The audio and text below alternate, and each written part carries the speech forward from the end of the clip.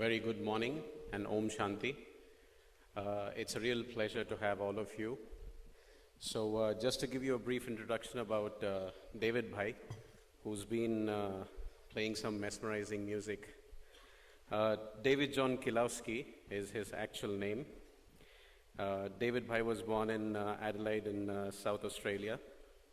There was a moment in his life wherein he spent 12 months in total isolation, where David Bhai had some very deep experiences, and he almost realized that there's this inborn talent in him for airbrush painting as well as music. So the music that he's playing right now is self-learned. Nobody has taught him, and David Bhai knows to play more than 50 instruments. And you know, this is the way that he practices playing music, enabling us to have deep meditation experiences. David Bhai has been associated with the Brahma Kumaris since more than 30 years. I think it's been about 33 years that David Bhai is there. He currently resides at Sarovar, which is the headquarters of the Brahma Kumaris in Mount Abu, Rajasthan. And David Bhai is responsible for setting up the art department over there and oversees the day-to-day operations of the art department for the Brahma Kumaris. So a huge round of applause for David Bhai for playing such wonderful music. Thank you so much, David Bhai. Just to go ahead with the program, to give you a very brief introduction about the organization, which is Brahma Kumaris. So Prajapita Brahma Kumaris Ishwariya Vishwavidyalaya, or Prajapita Brahma Kumaris World Spiritual University are the two names by which this organization is known as, is a spiritual organization that teaches personal transformation and world renewal through Raj Yoga meditation. We have more than 8,000 centers in 130 countries, with 10 lakh active students who lead a life applying spirituality in their day-to-day activities. The organization was founded in 1937 in Sindh, Pakistan, and is now headquartered in Mount Abu, Rajasthan. Dadi Janki is the current administrative head of this organization, and she's 102 years of age.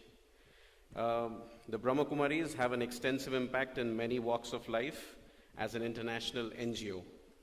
The organization offers its services through 19 different wings, just to name a few: the security wing, the business industry wing, the education wing, the rural wing, the politician wing, the IT wing, etc., etc. Spirituality in IT, which is SIT, is the brainchild of the information technology wing of the Brahma Kumaris.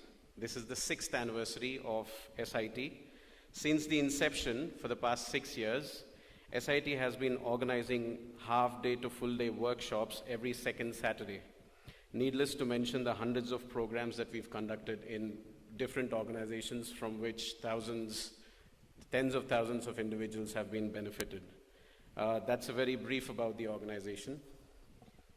Moving ahead, today's topic, which is Rethink, Reconnect, and Rejuvenate. It reminds me of a nice story that I've heard some sister telling me, and I'm going to tell you that story. It's very, very interesting. So there was this enthusiast who wanted to learn music.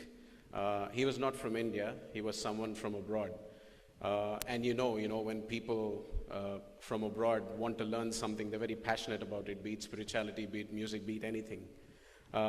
I've seen foreigners chanting Vedic mantras better than Indians. I mean, that's the kind of dedication that they have. So was this one gentleman who wanted to learn music. So after a lot of research, in some remote part of India, he found his guru, who was a veteran at classical music.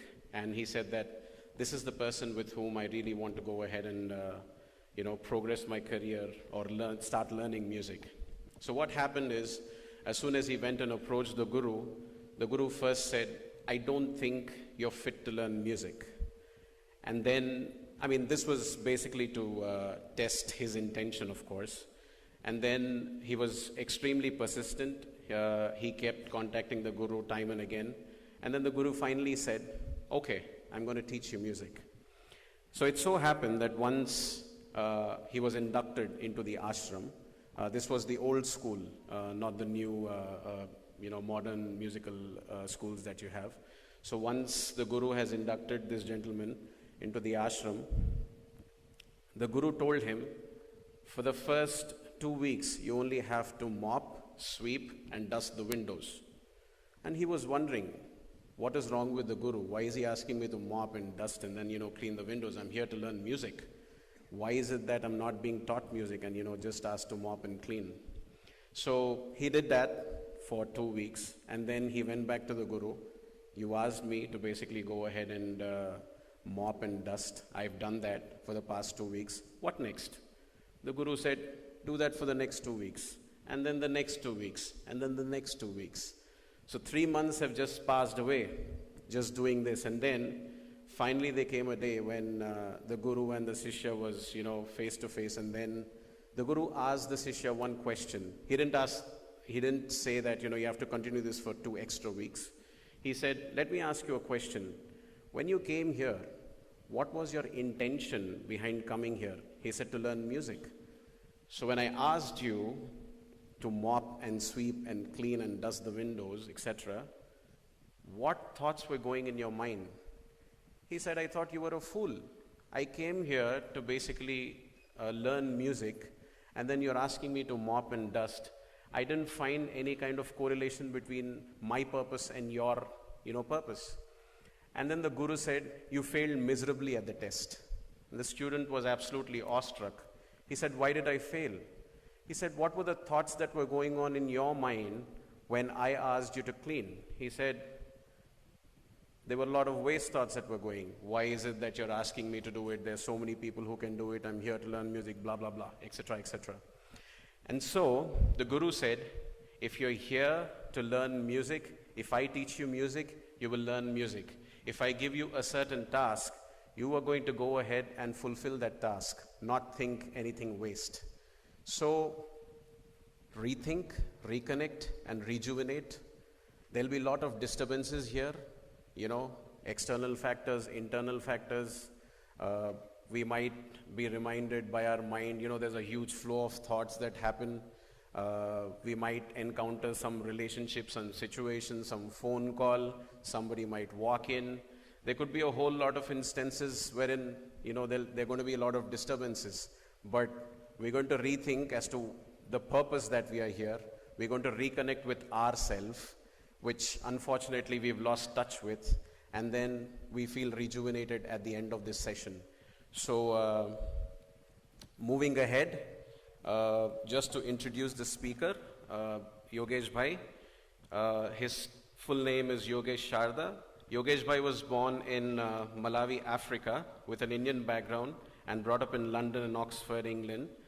Yogesh Bhai has been a personal development trainer and a workshop facilitator for over 20 years, presenting many hundreds of seminars, workshop and courses for businesses, hospitals, universities, youth organizations, local community groups, etc., throughout Europe, UK, Middle East, Southeast Asia, Australasia, USA, Central and South America, and India. Over the last 18 years, he has been in and around Turkey, making presentations on various topics in numerous organizations. If I were to go on mentioning the number of organizations and the topics that, he has conducted his lectures or speeches in, it would just be a waste of time because it's a very, very big list.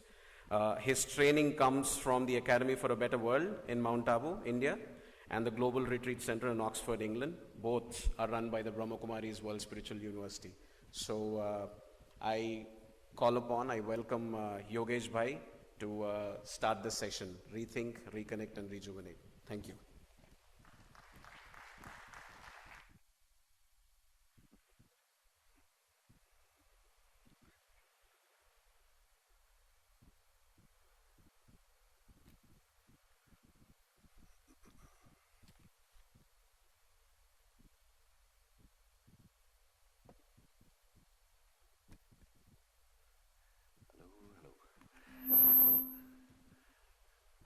Hello, good morning everyone. Can you hear me? Okay. So let me also add my welcome and a big thanks to Rishi for such a warm and generous introduction. Let me also add that I've been in this study and practice of Raja Yoga, meditation, self-awareness with this organization, the Brahma Kumaris, since I was around 8 or 9 years old. So for me it's been a lifelong journey in living the external life of study and travel and working and so on. But also there is the internal journey of taking care of your mind, understanding how thoughts work, understanding our emotions. And I feel that each person does have these 2 dimensions to life, but for the most part, generally we give more attention to the outer life and less to the inner life. And it's due to this that we have this imbalance in the world, whereas we can have tremendous breakthroughs in travel, in healthcare, in communication. We can sit here and communicate with somebody the other side of the world, but yet the inside part is not given proper attention, that we find it difficult to perhaps get along with other people. We find it difficult to make peace with our neighbor. So something seems to be wrong in the equation of human life. And it asks us the question that what is really progress? What does it mean that the human race is advancing and moving forward? And in my understanding, it's this part which needs to be given attention, the inner life, the inner world, understanding our own consciousness and our thoughts, and how that plays a part and an impact in our daily life experience. When I was growing up, as a child I was in Africa, and then later we moved to London. One thing I was always interested in is, why do people behave the way that they behave? For example, why do people get angry? And I remember the first time seeing 2 adults getting angry and shouting at each other. And to me it seemed like it was 2 dogs barking at each other. And certainly it did not look smart to me. And I saw these 2 people who I had great respect for and were seniors, were very intelligent. Suddenly they seemed to have been taken over by some disease called anger, and they behaved towards each other in very unpleasant ways. So it created a question in my mind that what really is human nature? What is true to our own inner nature? Is it natural to be angry, or is it more natural to be peaceful? Is it more natural for us to forgive, or is it more natural to seek revenge? And in my observations, I found that when our inner strength is high, then the best comes out of us, the best behaviors. But when our inner strength is low, it is then that the worst comes out. For example, we may seek revenge. And hence it has been said so wisely and so correctly that forgiveness is a quality of the strong. The weak cannot forgive. One way to describe this inner journey of self-awareness or spirituality is the opening of the third eye. And it's a great metaphor, because of course your eyes show you what the world is about. And just as we have these 2 eyes for looking outward, we have the third eye for looking inward, understanding our inner universe. And within each person, we do have this universe, which is much more vast than the outer universe. We exist in a solar system of the sun, the moon, the stars, the planets. But yet within each person, there is also a universe of our thoughts, our feelings, our memories, our perceptions, our beliefs. And as we begin to explore that inner universe, we realize that it is much deeper and much more vast than what we see outside of us. So one way to describe what rethinking is about, it's about perhaps adjusting the model that we have of life. And mostly we live with this model which we call as the outside-in model. And that means that when things are the way I want them to be, then I will feel happy, I will feel peaceful, I'll feel contented. But I believe that the opposite model is more effective and is indeed more true to our nature. That's the inside-out model. Now, a friend of mine puts it very beautifully. He says that you can wake up in the morning and have one of two approaches to the day. You can wake up in the morning and first you can think, what's going on today? And then you think, how do I feel about it? Or you can turn it the other way around. You wake up in the morning and first you decide how I want to feel, and then you think, what's going on today? And so the question is, the way I feel, is it my choice? Is it in my own hands? Or is it the result of situations, circumstances, and people? What we study here is that the human mind is the greatest energy, and if we learn how to take care of our thought power, if we learn to manage our thought energy well, then we can maintain our peace and happiness as we pass through life, even passing through adversity or failure. So what I'd like to do in this session, we'll be together for about an hour or so, is to explore some of these ideas to understand our inner universe and perhaps how we can upgrade it in order to have a more fulfilling life experience. So let's start with the first model. I'd like to show this on the board over here.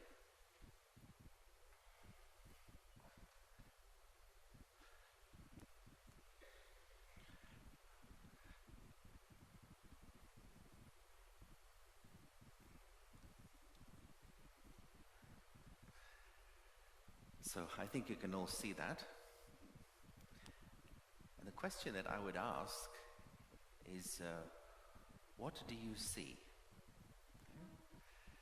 Now, of course, I won't be able to hear your responses, but you may just share with somebody sitting next to you.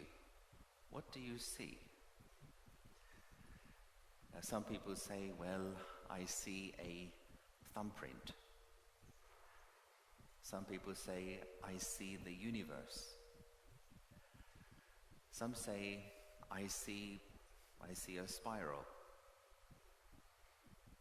Some people say, I see the shell of a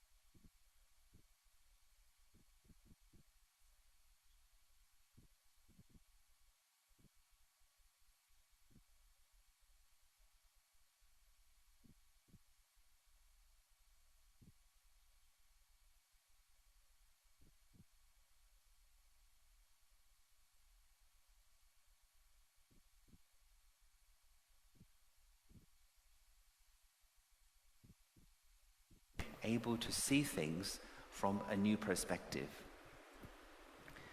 And this then leads us to the second model, which really shows us that what is going on within our own thinking, which influences our emotions.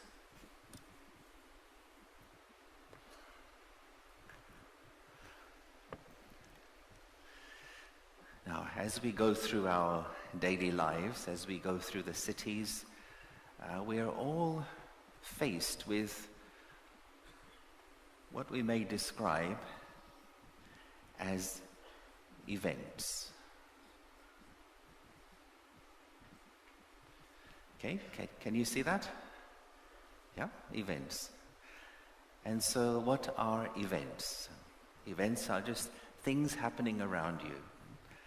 Sometimes it's a sunny day, sometimes it's a rainy day. These are just events. Sometimes your team wins, sometimes your team loses in events. Sometimes people are nice to you, sometimes people may be a bit nasty. These are just events. And so we cannot do so much about the events which happen around us. But here is what we do. Connected to these events,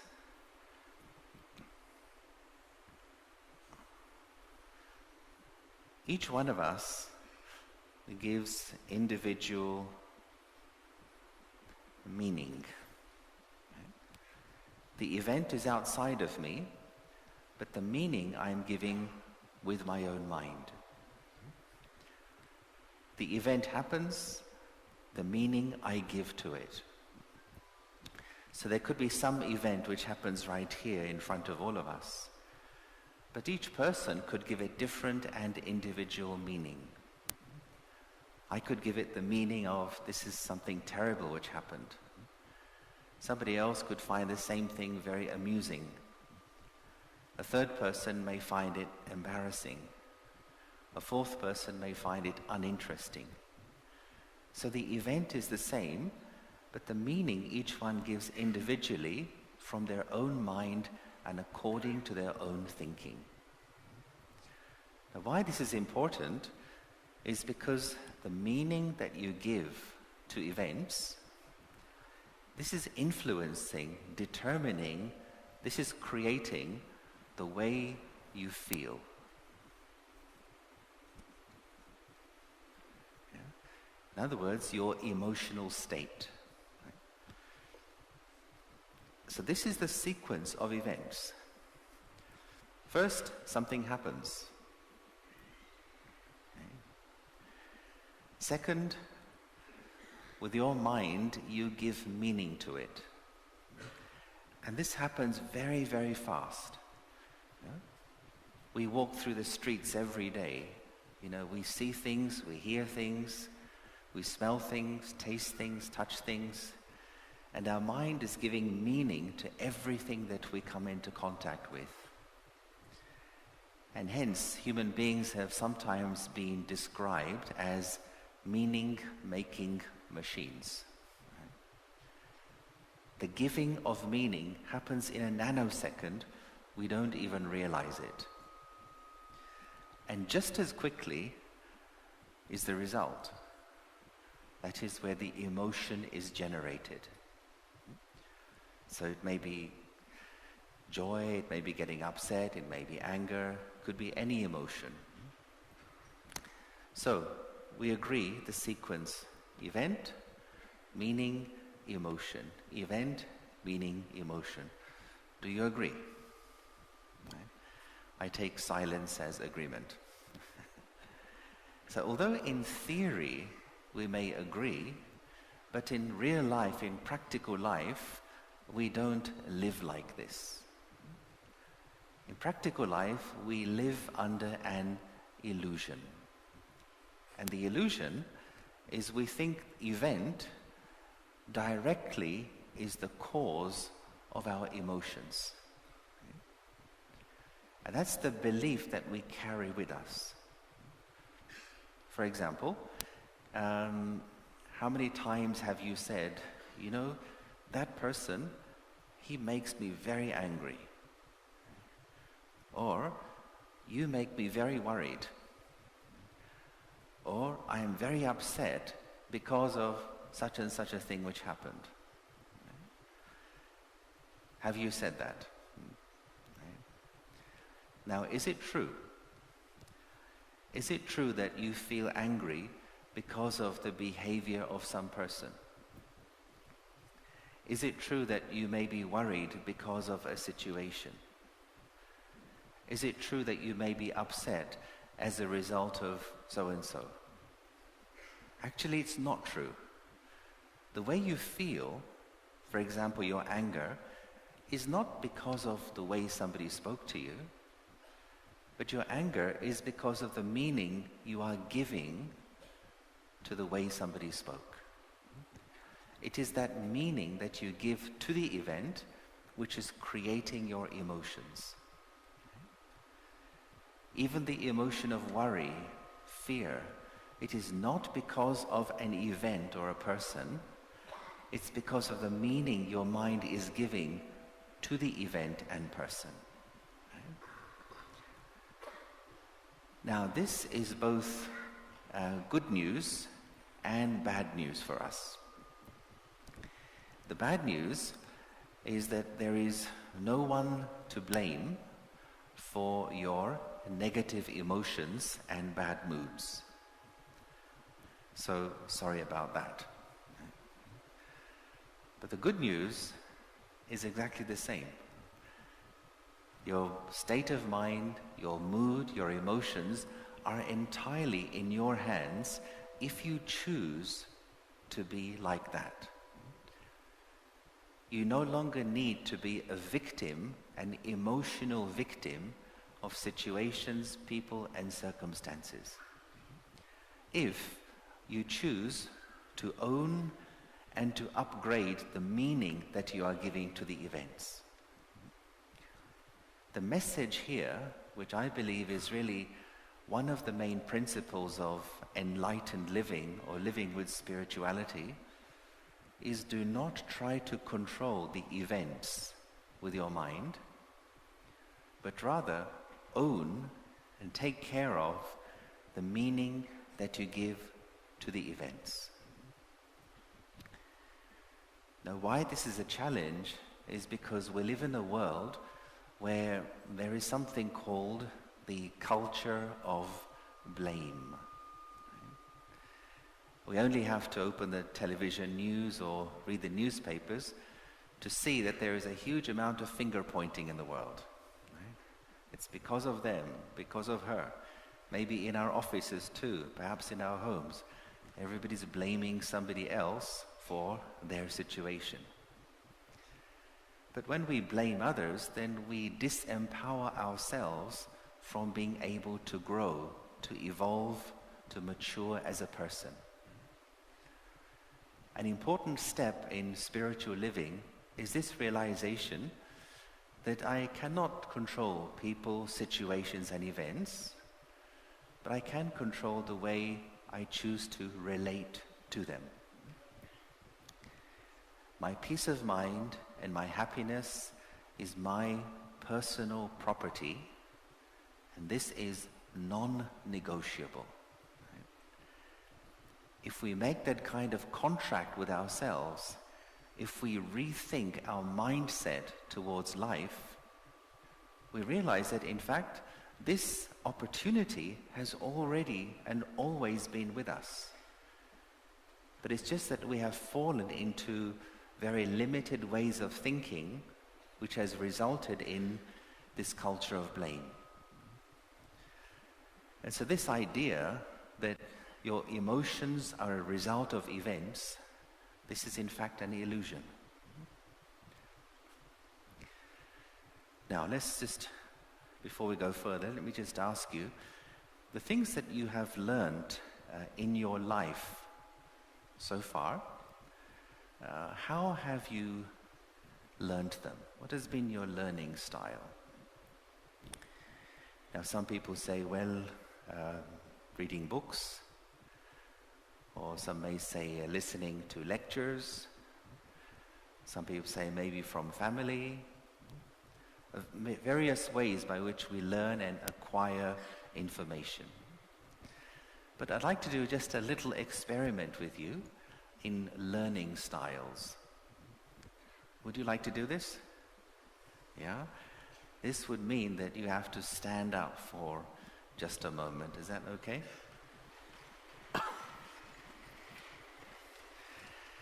This also helps those who are sleeping to wake up, of course.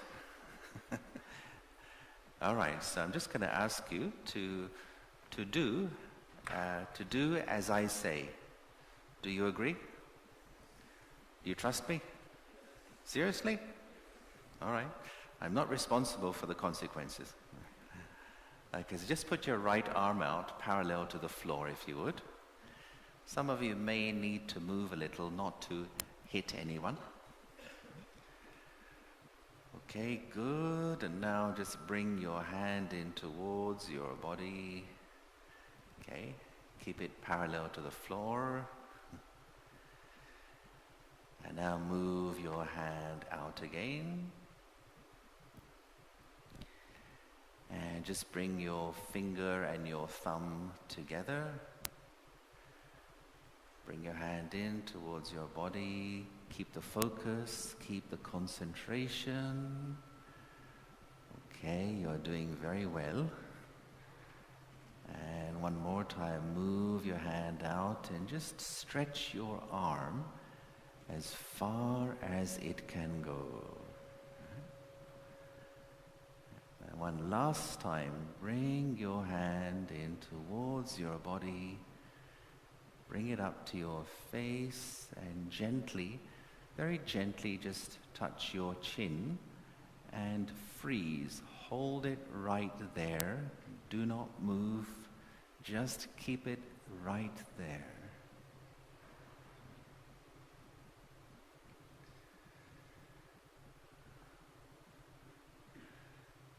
Right, now what did I say? Touch your chin. What are most of you doing? Chin is down here. This is called a cheek. Some of you got it right. But most of you, why are you doing this? Because of me. Huh? So blame Yogesh, as usual. It's always Yogesh's fault, right? Okay, thank you. You can sit down. Yeah.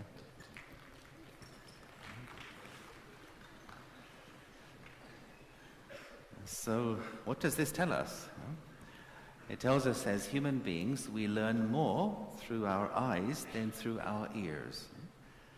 Most of what you have learned in your life, especially in terms of your emotional responses, you have learned by observing other people. And the main teachers in this regard, of course, have been parents, maybe some older brother, sister, perhaps a friend, a teacher. And when we are children, what happens is we don't analyze too much. We simply observe, we absorb, and we mimic, we copy. Now, of course, we have learned many good things, but as well as that, we have learned some self-limiting habits. By the time we repeat those actions again and again, and we become adults, they have become deep-rooted patterns. Those deep-rooted patterns, then they become like a railway upon which our thoughts and attitudes and behaviors run. Now, of course, it's possible to upgrade. It's possible to grow out of those limited patterns. And this is really, for me, what personal evolution is about, or what rethinking is about.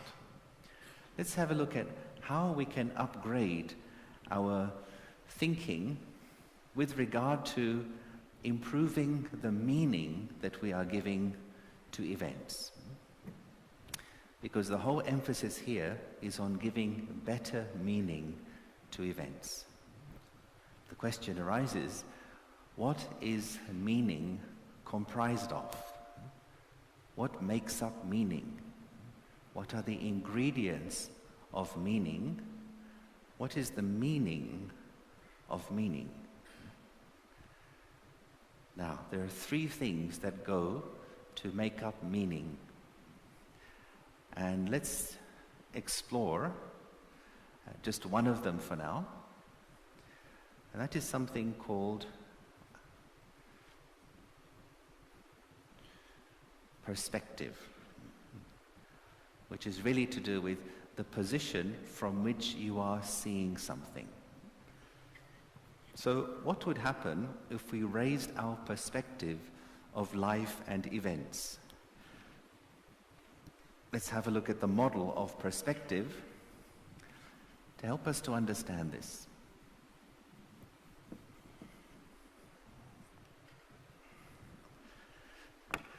How are we doing? Everyone okay? Anyone sleeping? If someone is sleeping next to you, just do this, will you? Or this. Or maybe both. All right, so here we have, let's say this represents the spectrum of perspective. This represents the eye of your mind, the way your mind is seeing situations, events, people, comments, etc. Here, let's just say your perspective is high, or you may call it open. Down here, your perspective is low. So all of us find ourselves in situations sometimes which, we don't like, or something which is new to us, or something which may be very different to what we are used to. So let's say that there is a situation and your perspective is low. You see that situation as a problem. When perspective is low, here's a situation and I think this is a problem for me. I have a problem. Could be a situation, could be a person. So when you see someone or something as a problem, what kind of emotions may that produce in you? You may have some worry, you may have some fear, right? Or it may make you worried, it may make you upset, perhaps there is some stress. And if you go around with problem consciousness, then that's the energy you're giving to the situation. I see this as a problem. But if you raised your perspective and you say, this is not a problem, I choose not to see this as a problem, I choose to see this as an obstacle. You can't choose the situation, but you can choose how you wish to see the situation. Right? So problem, something is in my way. What can I do? I cannot go further.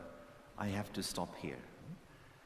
Could be to do with your finances, could be to do with health, could be relationships, could be something at work.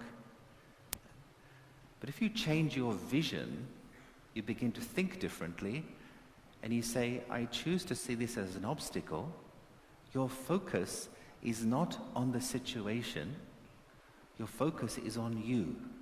How can I get over this? How can I go around this? How can I find a way through this? Now, what we need in order to get over obstacles, well, think of how in school and also in sports training or in army training, people have obstacle courses. You run over something, maybe you swing over something, you crawl over something. And all of these also, they develop various muscle groups within the body. In the same way, for the person who is spiritually aware, sometimes life produces an obstacle course. And what we need in order to get through these obstacles, which is the greatest of all studies, something we should focus on very consciously, is to improve and develop virtue within ourselves. Virtues I would describe as the muscles of the soul, our spiritual muscles. For example, in some situation, you require patience. Another situation, you require courage. With some individual, you need tolerance. In another situation, you have to practice forgiveness. If you focus on developing greater virtue within yourself, notice how you can easily pass through difficult situations. Now, do you have at least one difficult person in your life?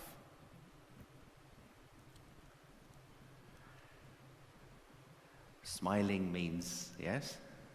Yeah? All right, so is that person in this room? Is this person sitting next to you? Yeah? Usually we say, some difficult person is a person who is very good at pushing my red buttons. Right? Do you know your red buttons? The buttons which make you react, make you go a little bit crazy. And, we want to change that situation. How can you stop someone from pushing your red buttons? What to do?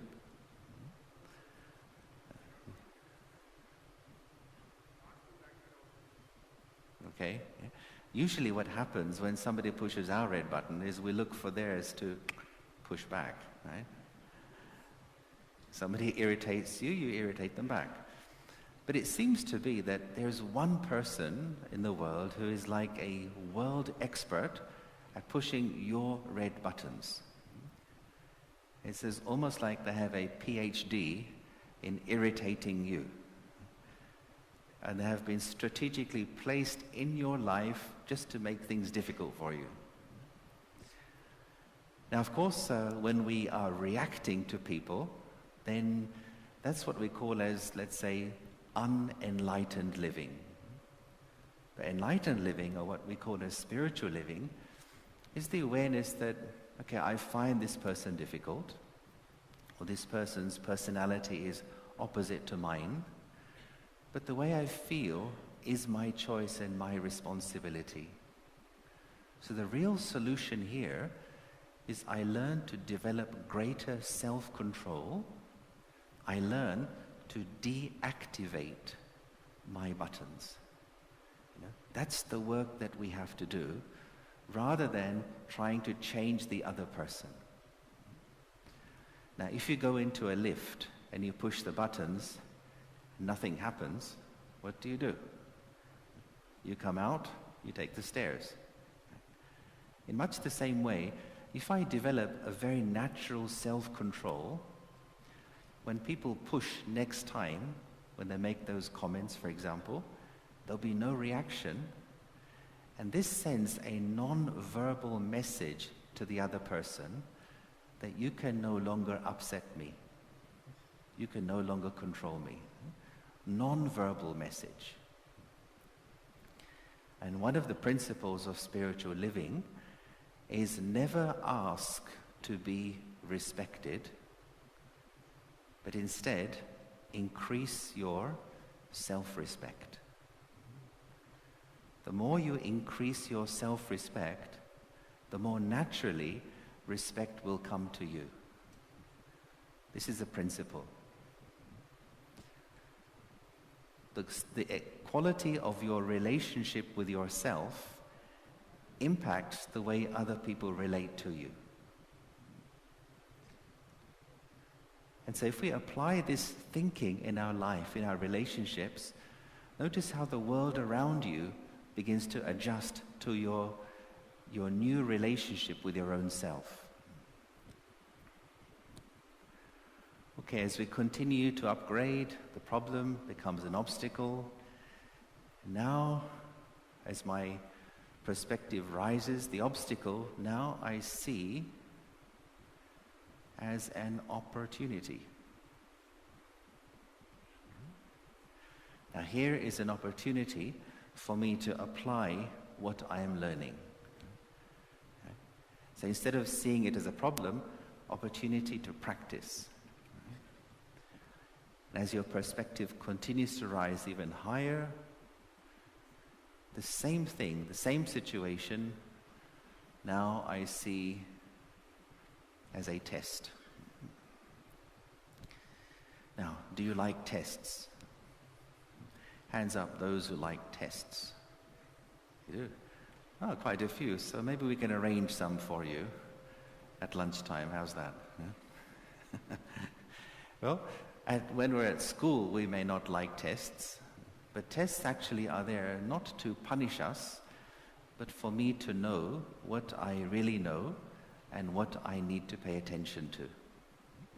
We take our body for a test, don't we? A health checkup. You may take your car for a test to make sure everything's working properly. In the same way, for somebody who is spiritually aware, when challenges come up, it's just a test for me. I may think I am very humble.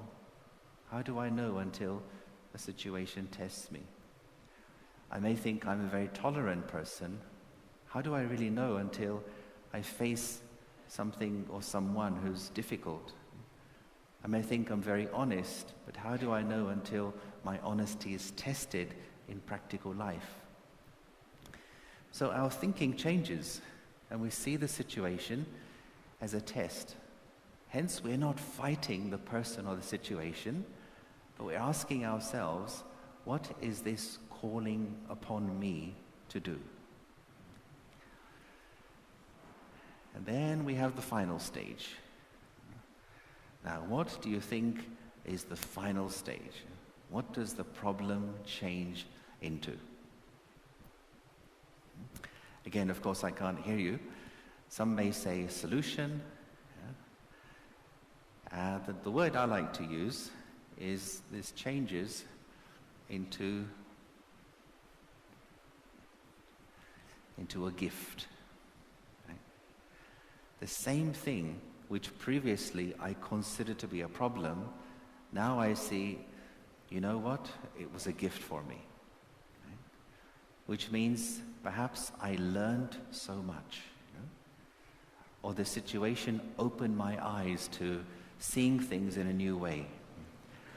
Yes, it was stretching, it stretched me, it pushed me, but if this didn't happen, I wouldn't have become the person I am today.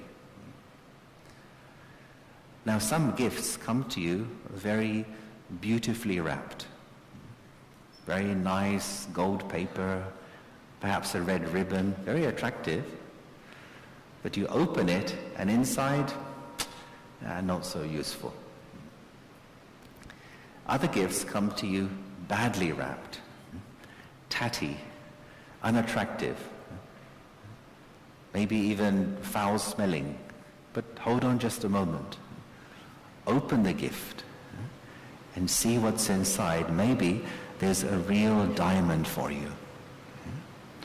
So let us not be influenced by the packaging that life sometimes gives us, but let us have the patience and the positive attitude, the positive approach to identify what is the gift for me in this situation.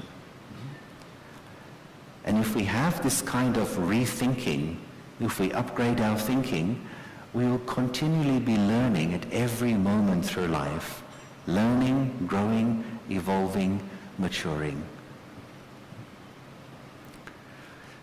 Now, does all that make sense to you so far? Yeah. My hope is you have something in your pockets which you'll take away with you today and you can really apply straight away in your life. So let's do this. Before we go further to the next points, let's have a reflective moment, which is like a kind of introduction also to what meditation is all about. So I'll ask you, if I may, just to sit with your backs straight and have your feet flat on the floor.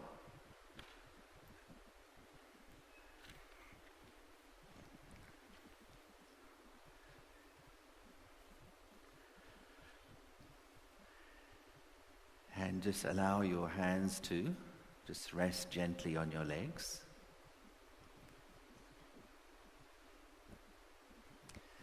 Now, some people like to close their eyes in this exercise. Some prefer them open. Two things. One, if you close your eyes, you need to be attentive because it's easy to drift off to sleep. If you have your eyes open, you need something to focus upon so your eyes are not wandering around. So this simple exercise is called the quiet room. And it's all about just going from the doing mode to the being mode and visiting the peace inside you. So we're just going to have silence, and I'll speak out a few guiding words. So just sit comfortably, and we just take a few moments to relax the body and to relax the mind.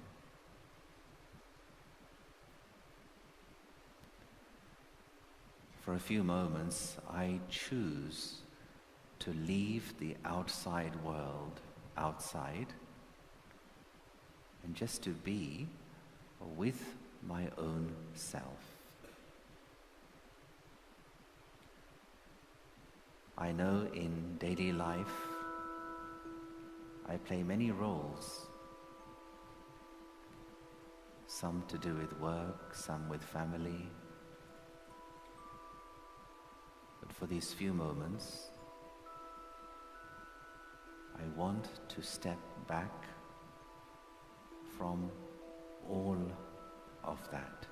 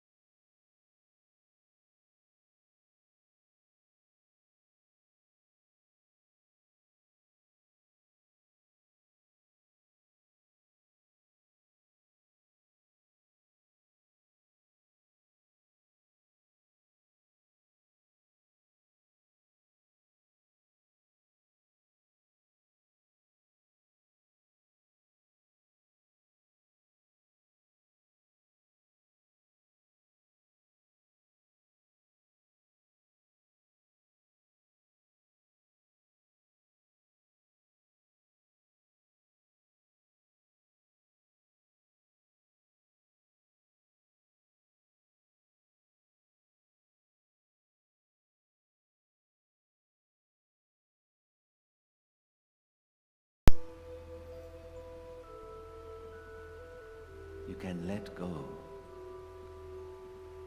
of the roles, the labels that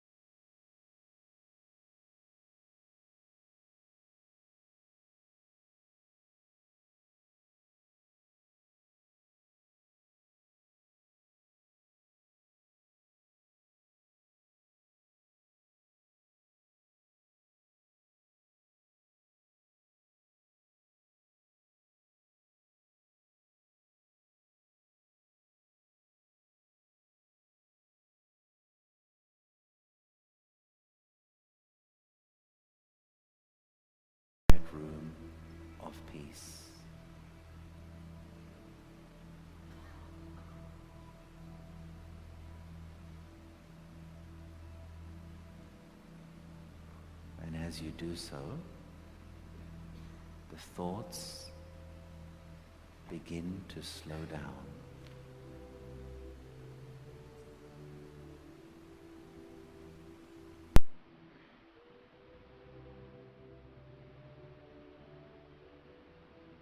The mind becomes calm.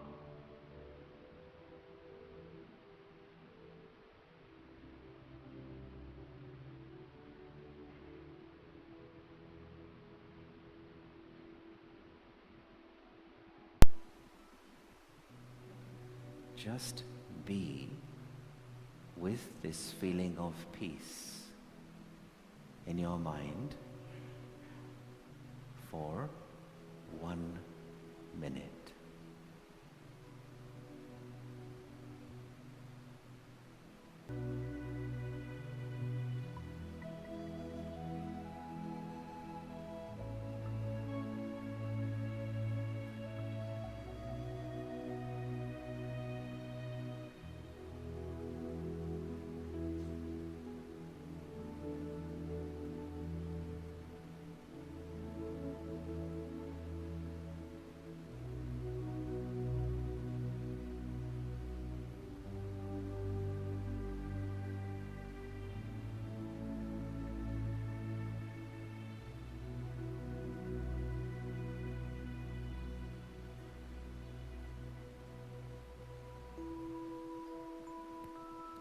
Gently,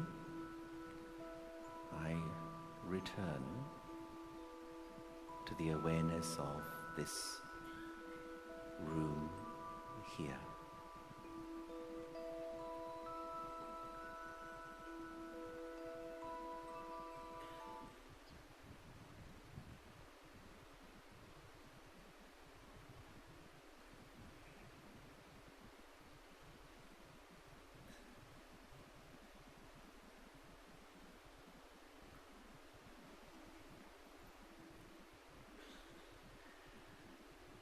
So, were you able to go to your room inside and visit the peace which is always there? And if this works for you, then I would suggest definitely try this at least once or twice every day. It really makes a huge difference in our lives. The greatest need of the human mind today is peace. And we need to, consciously build moments of peace, moments of silence into our daily life. If we think, I will do it when I have time, I will do it when I am free, you know the result. Right? Anything which you consider to be important, you make time for it. And in most big cities, the lifestyle that we have is quite disrespectful to the mind. The amount of information we deal with, people, traffic, noise, etc. And I believe it's so important to start the day just by visiting the peace inside, experiencing that peace, even if it's for 5 minutes, 10 minutes. And the effect is that whatever your mind experiences in the day, it supports in the morning, it supports you for the whole day. You will notice if you do this every day as an experiment for 1 week, see how you feel at the end of that week in terms of your emotional stability, in terms of how you manage when you face difficult people or situations during the day. Okay, I have just a few minutes left. I'd like to touch upon what we've talked about a little bit already. It's the rethink to the reconnect. When we talk about reconnecting, the question arises, connecting with what? And related to this question is understanding the whole concept of identity. So let me just ask here, how many people here were born in Hyderabad? Could you just raise your hands? Okay, so that's some, not all. I know this is mostly for people in IT sector. How many here are in the IT sector? Do you raise your hands? Okay, again, not everyone. How many people here have a sister? You raise your hands. All right. How many people here are human beings? Can you raise your hands? That should be everyone. If you're not raising hands, I'm worried. These guys at the front are, I knew it, the aliens have arrived. Okay, thanks very much. So what we're saying here is that our base identity is we are human beings. But today, we have got entangled in our acquired identities. I am from this country. I am from this city. I am of this religion. I am from this profession. I am a mother or a father. I am X, Y, Z. These are called our acquired identities. We have forgotten our base identity. I would say that the human race today is passing through a global identity crisis. And the very visible sign of that is the conflicts we see around us and the loss of confusion. Who am I? Who are you? What are we doing here? So when we say reconnect, what we're really saying is reconnecting with our original identity as a human being. Look at the acquired identities we carry. Possibly the main one which people relate to is their nationality. Right? If you go somewhere and somebody asks you, who are you? You may say your nationality. But the question is, do you have a passport or are you a passport? Is anybody here a passport? No, you have a passport. But what we've done today is we've put the passport into our consciousness and we have become passports. So we think, I am Indian, or I am Turkish, or I am French, or I am Japanese, whatever. We have placed this label so deep in our consciousness, it has caused a disconnect from our spiritual identity. Same thing happens with our profession. Do you have a job, or are you a job? You have a job, right? But we've placed this one also deep inside. I am a job. And that's the way most people live today. And when we identify with something that we do or something that we have, at that moment we are denying what we really are, which is our spiritual identity.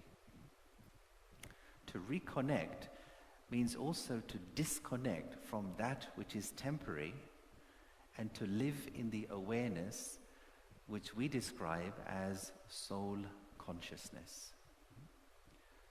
And that really is the first and the last lesson of what we study here.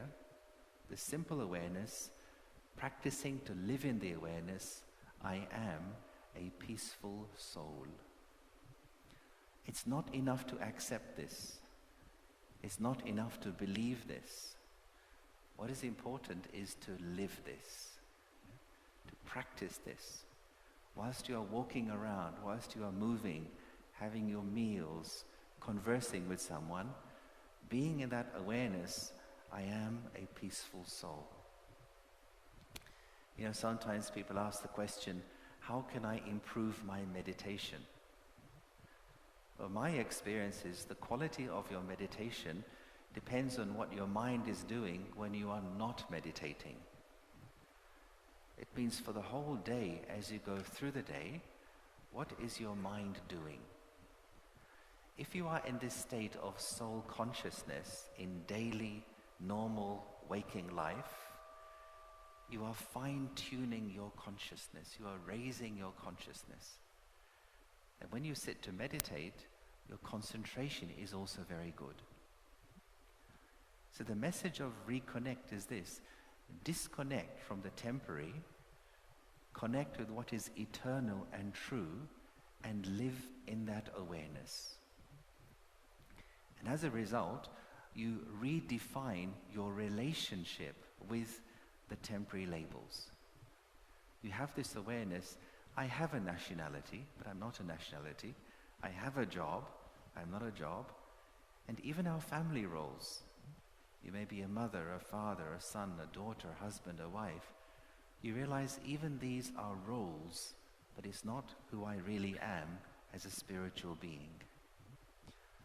When you practice to live in soul consciousness, it makes you emotionally very strong, very secure, and very stable. If we wish to improve our experience of life and our relationships in life, it all depends on improving my relationship with myself. And that means the state of soul consciousness. True self-respect, respecting which self? Not the self of the labels, but the original and eternal self, I, the peaceful soul. When you do that, you automatically rejuvenate the truth which is inside you. What is that truth? The 5 main qualities that are always within the soul. That is peace, that is joy, that is love, that is truth, and that is purity. To rejuvenate these, to give life to these once again, to bring them out once more. And as they emerge from within our consciousness, you will notice a big change in your relationships. You will enter into relationships, interactions, conversation, not from a place of emotional neediness, but from a place of emotional fullness. You'll have a greater capacity to offer patience, love, acceptance, understanding. And when we come into relationship from that perspective, from that angle, we have so much to offer each other. And that's how the whole of life improves, as we learn to water these seeds of truth which are within us. I hope these things have made sense to you, and I hope there are things that you can take away with you and apply in your life. It is a long and endless and beautiful adventure to go on the journey of self-discovery. And no matter how old or how young you are, the time to start is always now. So I thank you for your attention, and I hope you have a wonderful morning. Thank you very much.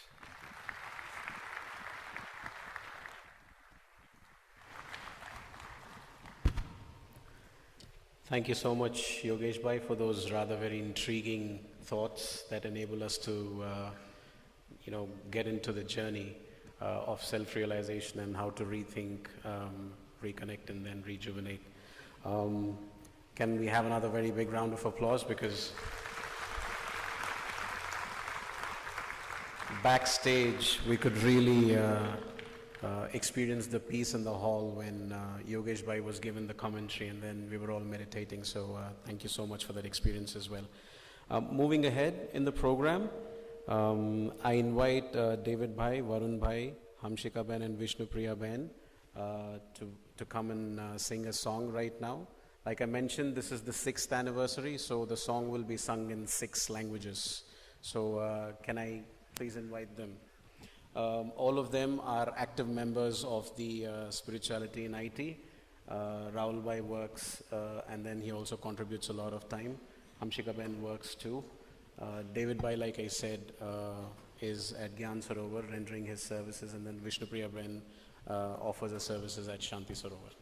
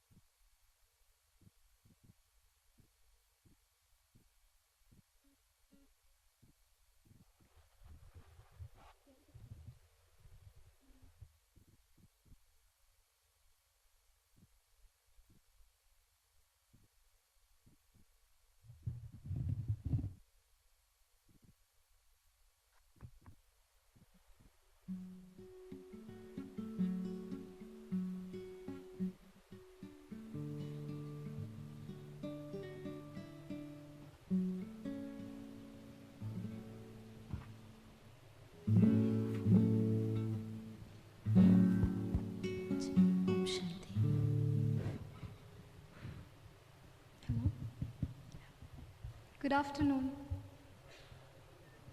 Good afternoon. Good afternoon. Thank you, much better. My name is Hamshika, and the sister towards my right is Vishnu Priya. The brother on the guitar is Varun Bhai. So as it was already told, we tried to do a medley of 6 languages. And yes, why is it 6 languages? Because it is dash anniversary of SIT. What? 6th anniversary of SIT, yeah. And we were also thinking that, you know,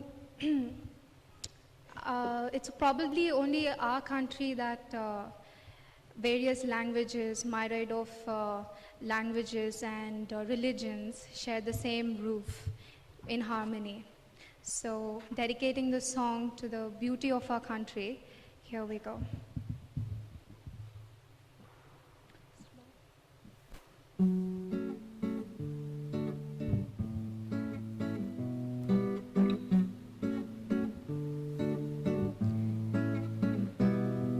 Come on, wake up and go, it's getting late and it will be long. Gotta do your hair, put your makeup on till you reach your place. It'll all be gone, then your boss will bump in, adding all your work. You ain't got time, you ain't got sleep, just targets and nightmares. Maybe I don't need dollar bills to have fun in life, oh. Maybe I don't need dollar bills to have fun in life, oh. I don't need no money to fulfill all the mundane dreams. I don't need no money as long as I can feel a breeze.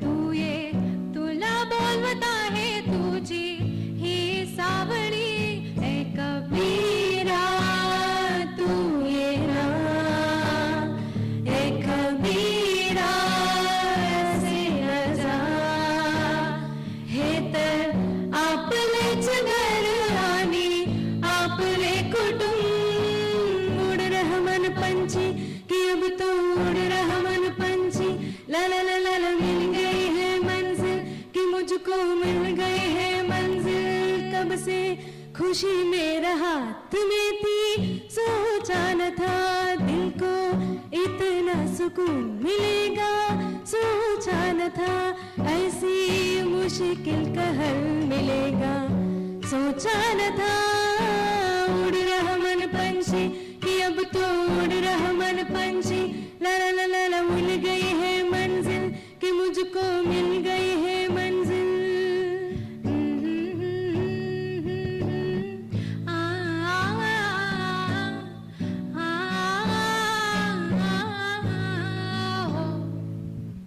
IT రంగం సాధించనులే ఎన్నో విజయ లక్ష్యాలే ఇకపైన శిఖరం మనదేలే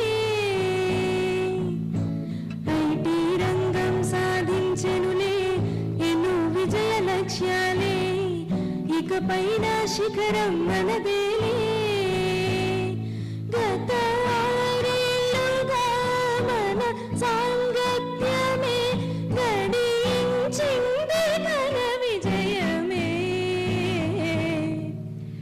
IT రంగం సాధించెనులే ఎన్నో విజయ లక్ష్యాలే ఇకపైన శిఖరం మనదేలే விழாவை சிறப்பிக்க வந்திருக்கும் அனைவருக்கும் எங்களது திலிருந்து கணிந்த வாழ்த்துக்கள் இந்த சிறப்பு நன்னாளை உங்களுடன் கொண்டாட பெரும் மகிழ்ச்சி ஆஹாஹ தருகின்றது அசாதே खुशिनो पालया ए गल सुन चांदी तो भी खरे मैं एक किन्ना कुछ पा लिया ए गल तोड़ी सोच तो परे असा ते आनंद पा लिया खुशी नाल भरपूर ने मैं किन्ना कुछ पा लिया ए गल तोड़ी सोच तो परे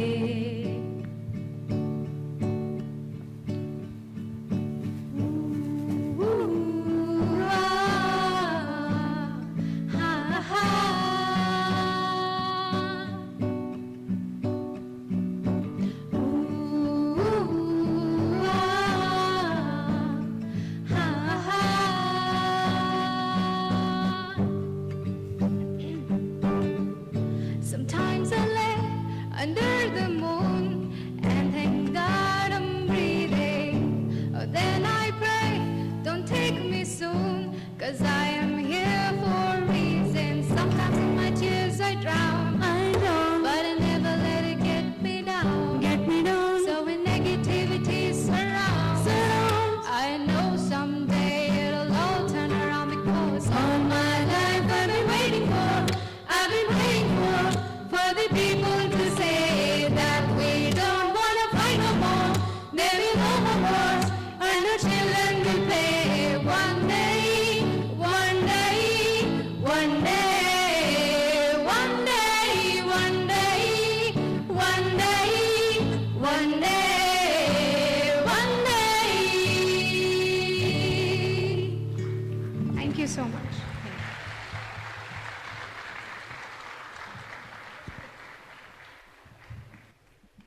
Thank you so much for that lovely song. Can we have another huge round of applause? That was a very brave attempt.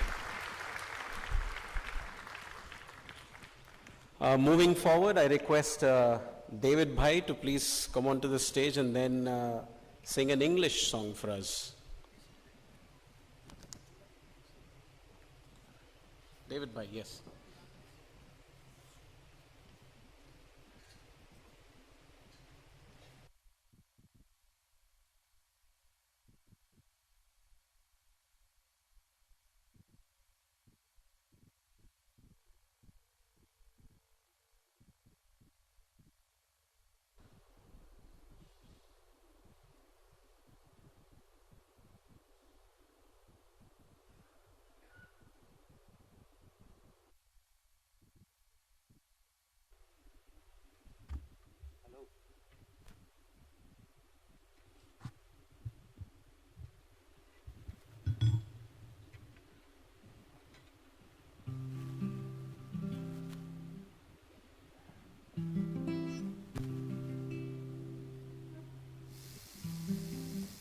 Hello, test 1 2.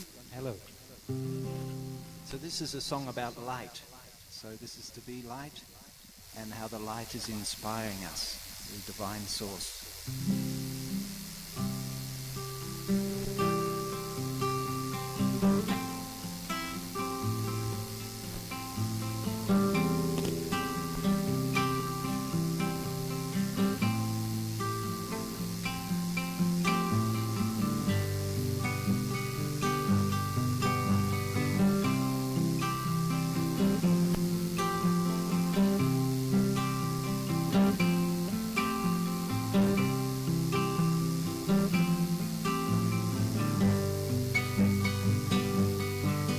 There's a light that shines on you there every day, my friends. It's guiding you through the stars back home. In the silence there that I would talk to you, you would show me what to do. There's a light that shines on you there every day. It's guiding you through the stars back home. In the moment that I can be with you, and you would show me everything that I had been.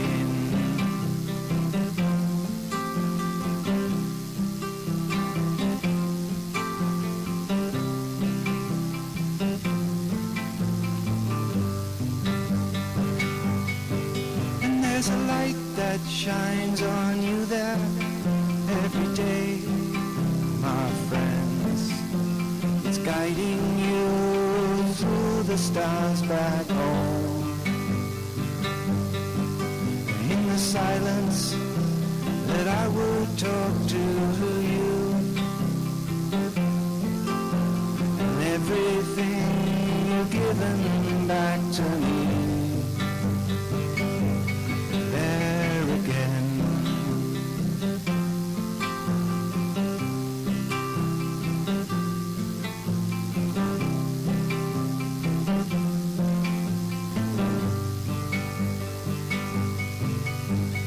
I would talk to you, my friend.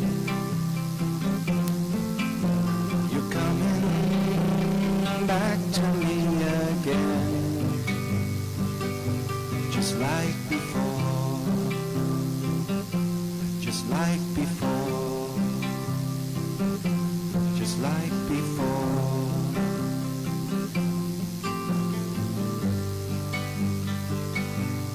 Om Shanti.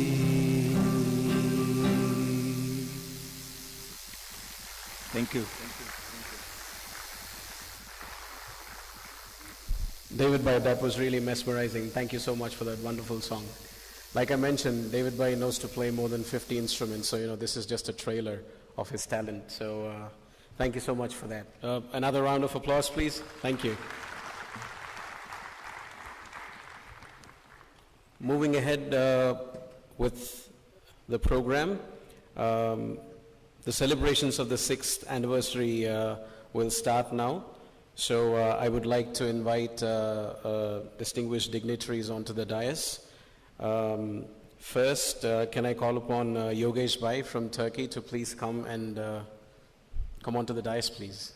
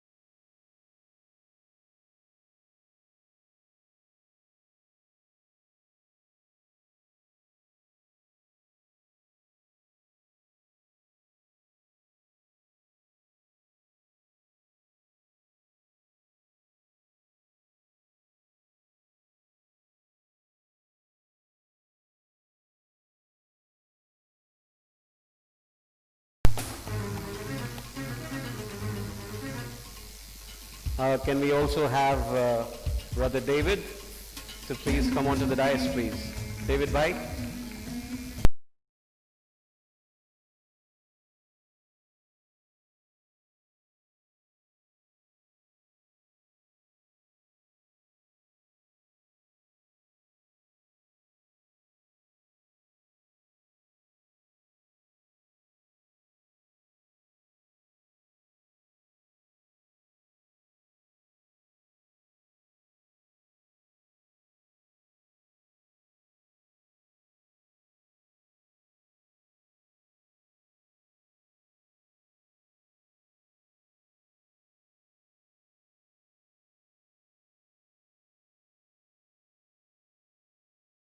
It is customary for us to start any program or celebrations with 2 minutes of remembrance of the Supreme. So I would like to invite Vishnupriya Ben to sing a song so that we can have a few minutes of silence in the remembrance of the Supreme Power. Vishnu Priya.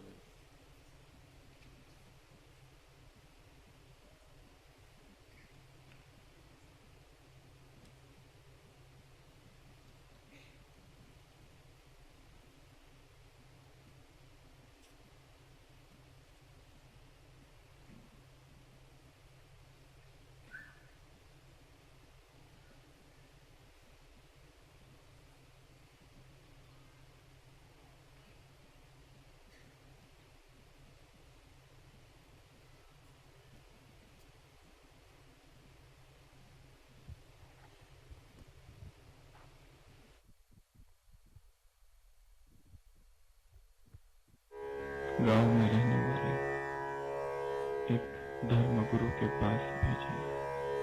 जो भी धर्म गुरु थे वो सभी उस सूफी या यहूदी फकीर के विरोधी थे।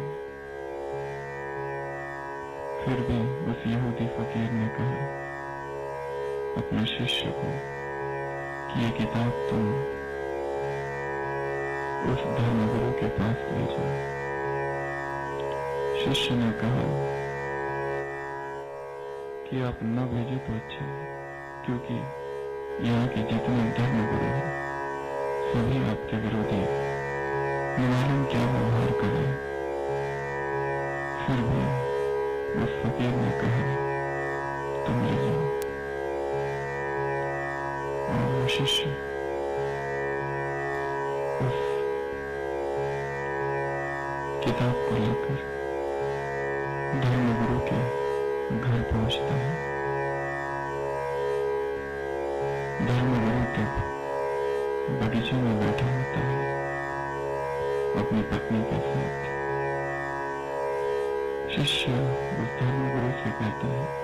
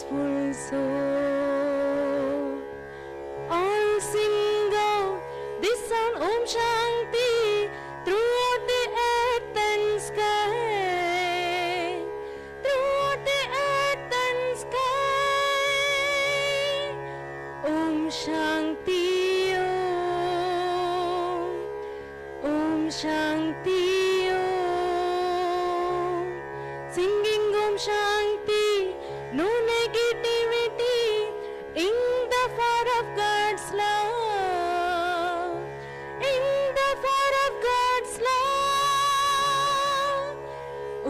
शांति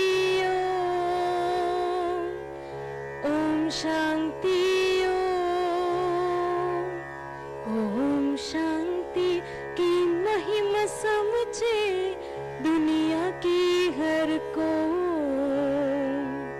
the people everywhere the sweet meaning of Om Shanti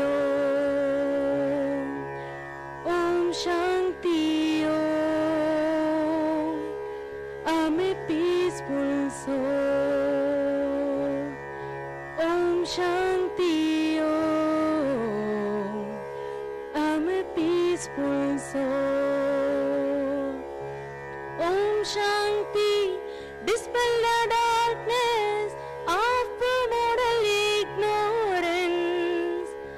Realize you're a soul. Realize you're a soul. Om Shanti Om Shanti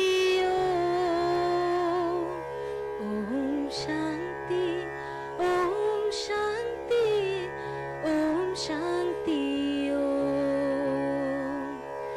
Om Shanti Om Shanti Om Shanti Om Shanti I'm a peaceful soul Om Shanti I'm a peaceful soul.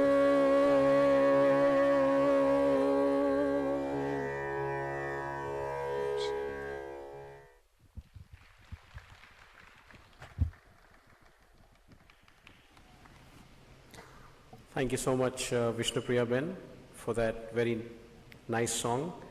I would like to request Kuldeep Didi to give the welcome address. Just to give a very brief about Kuldeep Didi. Rajyogini Brahmakumari Kuldeep Ji was born in the Punjab province of India. Right from her childhood, Kuldeep Didi has attached utmost importance to spirituality and value-based living. At a very tender age, Kuldeep Didi dedicated herself to the service of God and mankind. She was blessed to receive the spiritual sustenance of the founding members and the administrative heads of the Brahmakumaris. Kuldeep Didi is well experienced as a meditation teacher. She also teaches value-based living, art of living and spirituality. She is an eloquent speaker and touches hearts through her humorous talks. She offered her services in various parts of India, including different countries like USA, UK, China, Dubai, Malaysia, Singapore, Nepal, and the Caribbean islands. Kuldeep Didi has also given several radio and TV interviews and talks. She is the driving spirit behind this massive project, which is Shanti Sarovar, an academy for a better world, which is spread across 34 acres here at Gachibowli, Hyderabad. This academy offers several trainings and workshops for thousands of individuals every year. Presently, Kuldeep Didi is serving as the in charge of the Hyderabad sub-zone for all the Brahmakumari centers. She is the director for Shanti Sarovar Brahmakumari's campus. She is the national coordinator of sports wings of Raj Yoga Education and Research Foundation and the governing body member of the Brahmakumari's Educational Society. She also has won several awards. The Bhagwan Mahavir Vishwa Sadbhavna Puraskar, Great Daughter of the Soil, and Maharani Jhansi Puraskar. Kuldeep Didi, I request you to please come and give the welcome note. Can we have a big round of applause, please?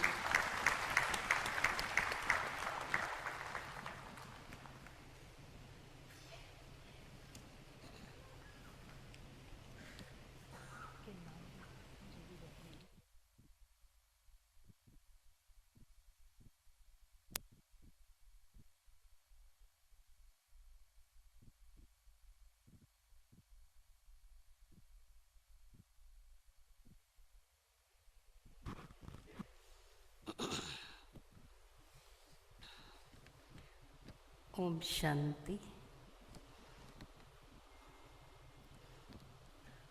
आज की सभा में हम सर्वप्रथम अपने प्यारे परमपिता परमात्मा का स्वागत व अभिनंदन करते हैं, जिनकी शुभ प्रेरणा से आज हमारा 6 ईयर से spirituality in IT program IT professionals के लिए जो हो रहा है, आज 6th एनिवर्सरी की आप सभी को बहुत बहुत शुभकामनाएं। और हमें बहुत खुशी है कि इस कार्यक्रम में हमेशा हमारे साथ आईटी कंपनीज के जो मेन पर्सन्स हैं वो सहयोगी रहते हैं, और पिछले 6 वर्षों से गवर्नमेंट का भी हमें संपूर्ण सहयोग मिल रहा है। तो आज की सभा में हमारे बीच में भ्राता राम प्रसाद जी, डायरेक्टर एसटीपीआई, उनका हम बहुत बहुत अभिनंदन करते हैं। अभिनंदन है, तालियां जोरदार बजाइए। भ्राता श्रीनिवास राव जी, सीईओ हाइसिया, आपका भी ब्रह्मा कुमारीज की ओर से बहुत बहुत अभिनंदन है। Brother Raghu, DC head and AVP Infosys, आपका भी बहुत बहुत अभिनंदन है।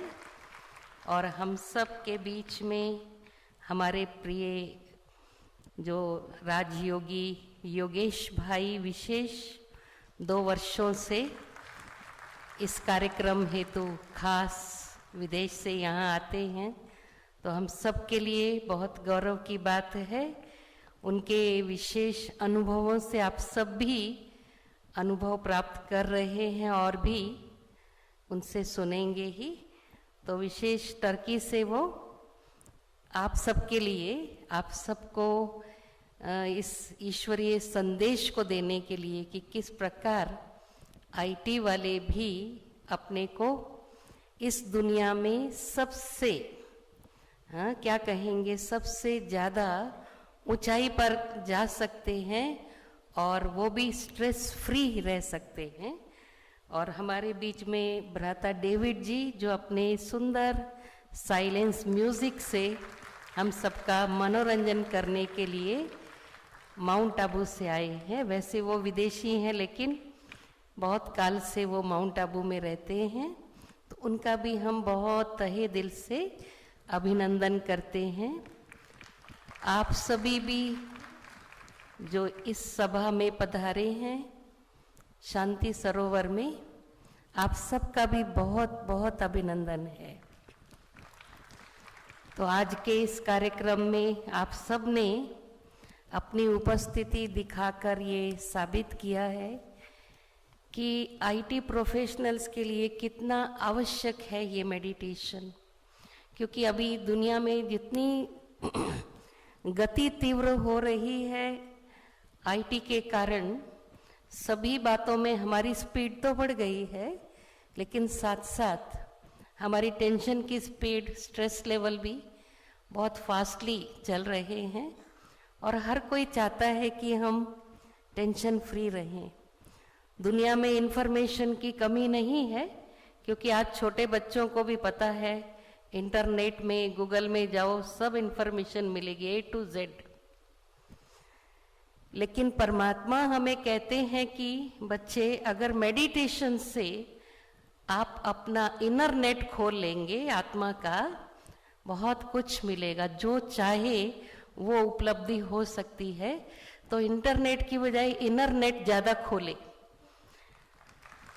तो आत्मा को जब हम रियलाइज करके परमात्मा के साथ अपना मन जोड़ लेते हैं, हमें जो चाहिए, खुशी, शांति, प्रेम, आनंद, शक्ति, सबका स्रोत जो है वो परमात्मा है। आपके पास जो भी डिवाइसेस है, आप उनको भी कुछ न कुछ चार्जिंग पर रख करके ही यूज करते हैं। विदाउट चार्जिंग कोई डिवाइस काम का नहीं है। तो इसी प्रकार ये आत्मा जो है, क्योंकि हमारे स्मार्टफोन से भी ज़्यादा स्मार्ट आत्मा है, क्योंकि आत्मा ने ही उसकी रचना की है। तो इसलिए आत्मा के अंदर आप देखिए, हमारे स्मार्टफोन जल्दी जल्दी डिस्चार्ज होते हैं, क्योंकि उसमें बहुत से एप्लीकेशंस हैं।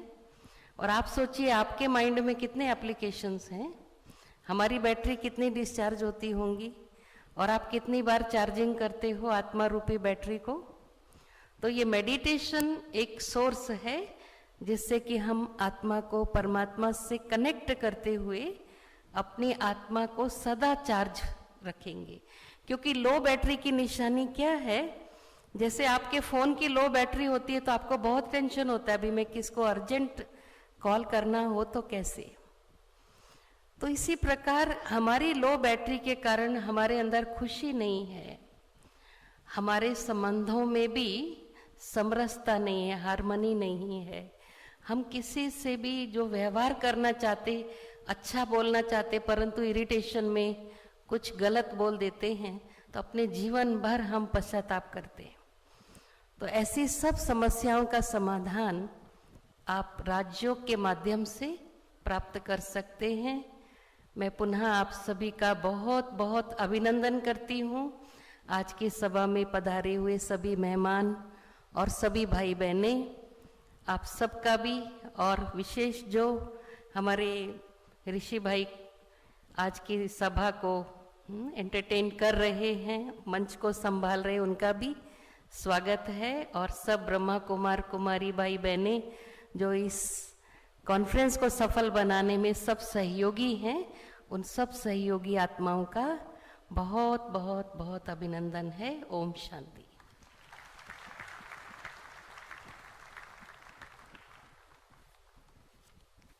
दीदी बहुत बहुत धन्यवाद। Thank you very much for that very warm welcome. Moving ahead, I would like to invite Brijesh Bhai to share the report of another successful year of the SIT retreat. Just to give a very brief introduction about Brijesh Bhai. Brijesh Bhai was one of the few brothers and sisters who started spirituality in IT retreats at Hyderabad. In addition, he anchors the meditation and yoga activities at Infosys, where he serves as a senior member with the Education, Training and Assessment Unit. He is known as a person who has great passion for meditation, a very soft-spoken and a down-to-earth person. His patience is extraordinary. He might have learned this art through his interests in spirituality. He has been a trainer, counselor and a facilitator with the Brahma Kumaris for over 22 years now. So Brijesh Bhai, please request you to please come onto the stage and then present the report.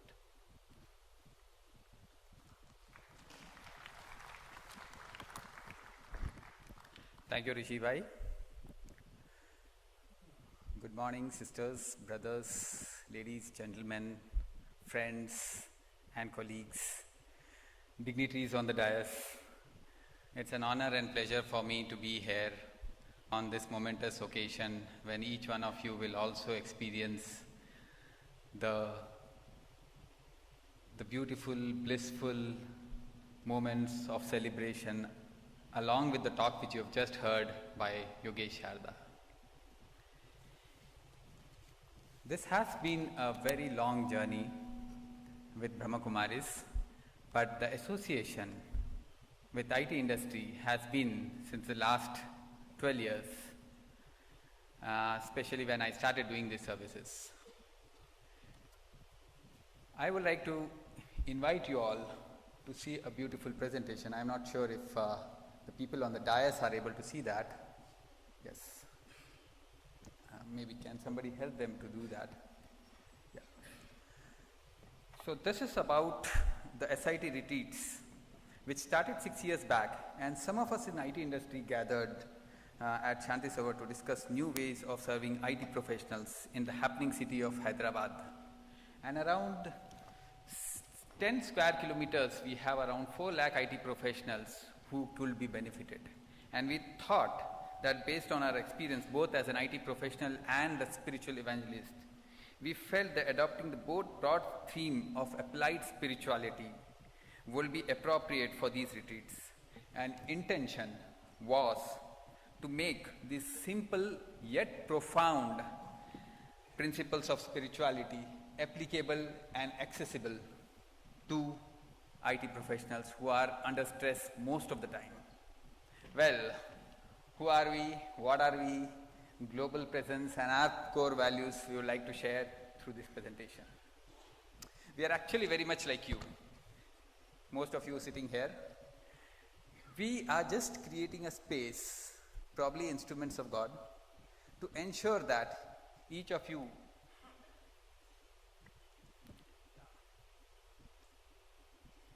to close that, and this is the space that we are getting. We try to align our original values that are synced with that of the Supreme Source.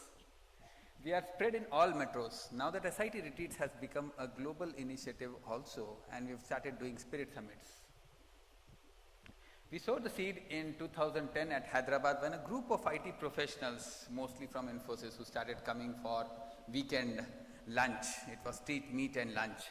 And that's when we conceptualized this program and made it accessible for IT professionals in every second Saturday.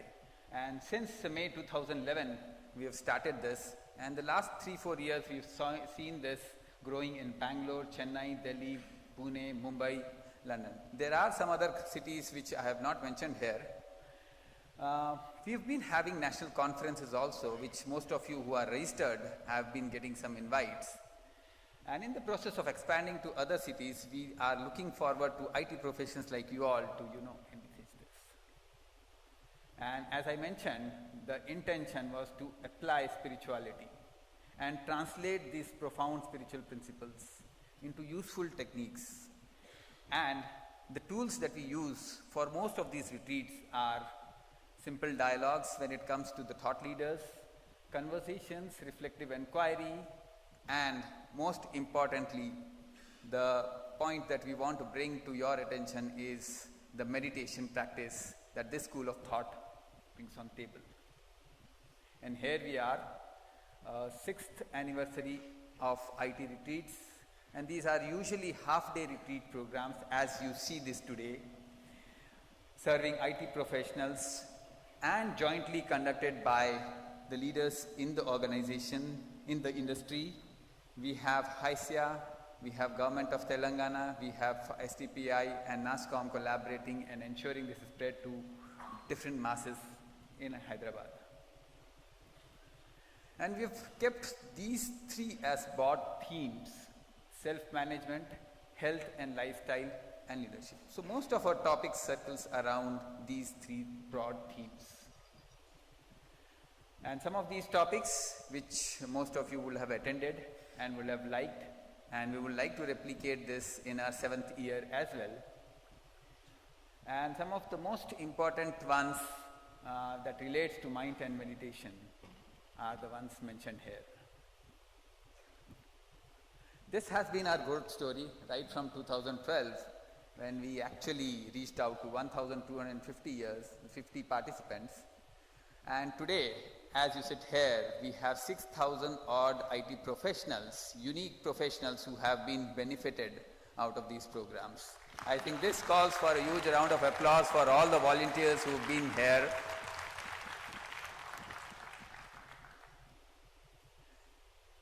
And we just don't restrict these retreats to organizations in and around this place, but we have reached out to many different organizations outside of this. So most of these organizations, national and international, have been benefited. So there are places in Pune, in Hyderabad, where they have created mindfulness rooms where we create space and time to reflect on their original self. We have had concepts like Happy Campus, something similar to Happy Streets, where we actually engage the family members. We have had self-management and stress management and leadership management sessions, and sessions for security and facilities, which we have started in Infosys. And we look forward to more such events happening. And this is all done by our army of volunteers. What they carry with them is the art of introspection, discernment, decision making, courage, and letting go of all the situations which block their way, tolerance and adjustments. You will see after this session some of which you have actually experienced, and you will carry them forward for the whole day. Some of the retreats, some of the topics, some of the flyers which we had last year are shown here.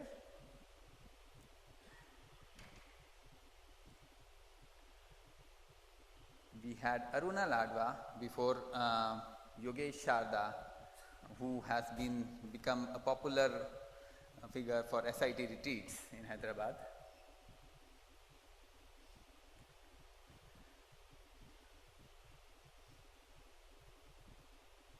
And here we have today connecting ourselves by rethinking and rejuvenating after the session.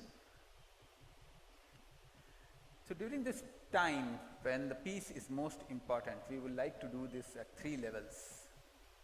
And to do this, we are dedicated to maintaining a natural, safe and silent environment so that not just us, but our children enjoy the same resources and beauty that we have for generations. So let's partner with souls around the world and ensure that it is spread across the world. I thank you all for your patient listening and for spreading peace, and I enjoyed your silent conversations. Thank you.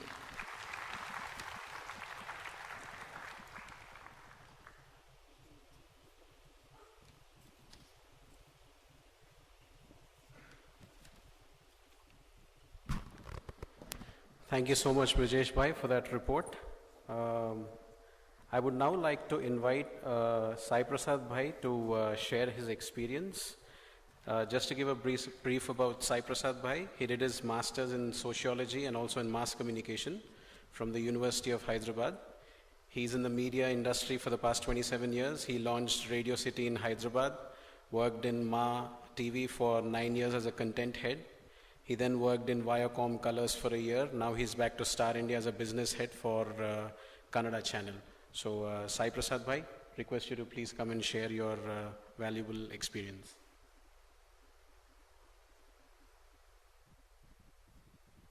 Thank you, Rishi Bhai. Baba says, कम बोलो, मीठे बोलो, प्यारे बोलो. So मैं बहुत कम बात करने की कोशिश करता हूँ. These days, we all hear some words very often. Words like connect, connectivity, recharge.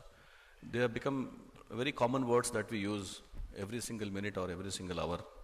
You know, we connect with people, we connect with the network, we connect with the celebrities, we connect with everything. Networking and all that is what we hear. But when I came into the Brahma Kumaris, these words became more meaningful because here is a place where I'm taught how to connect with the God. We always think God is a very abstract reality. But here in Brahma Kumaris, the most important thing that I learned is that you always have a relationship with the God. God is nobody but your father. The minute you have a relationship, then the whole complexion changes, how you interact with the God and what you understand. Not only about the concept of God, every single concept that we hear in life is made more meaningful and more experiential. For instance, when we talk about meditation, we hear meditation everywhere, as a fashion word. But actually, meditation here, it's a communication. It's not just silence. And what communication are we talking about? We are talking about a communication between us, the self, and the God. So to achieve that communication, we have to look inside. Looking inside is what is called as spirituality, nothing else. If the world has to be understood in 2 parameters, spirituality and otherwise, which is materialistic world. For us, the materialistic world looks very big and the spiritual world looks very small because it's all inside. But actually it's the reverse. The more we get inside, the more we expand, the more happiness. And that happiness and that peace is what is permanent, is what I felt all the time.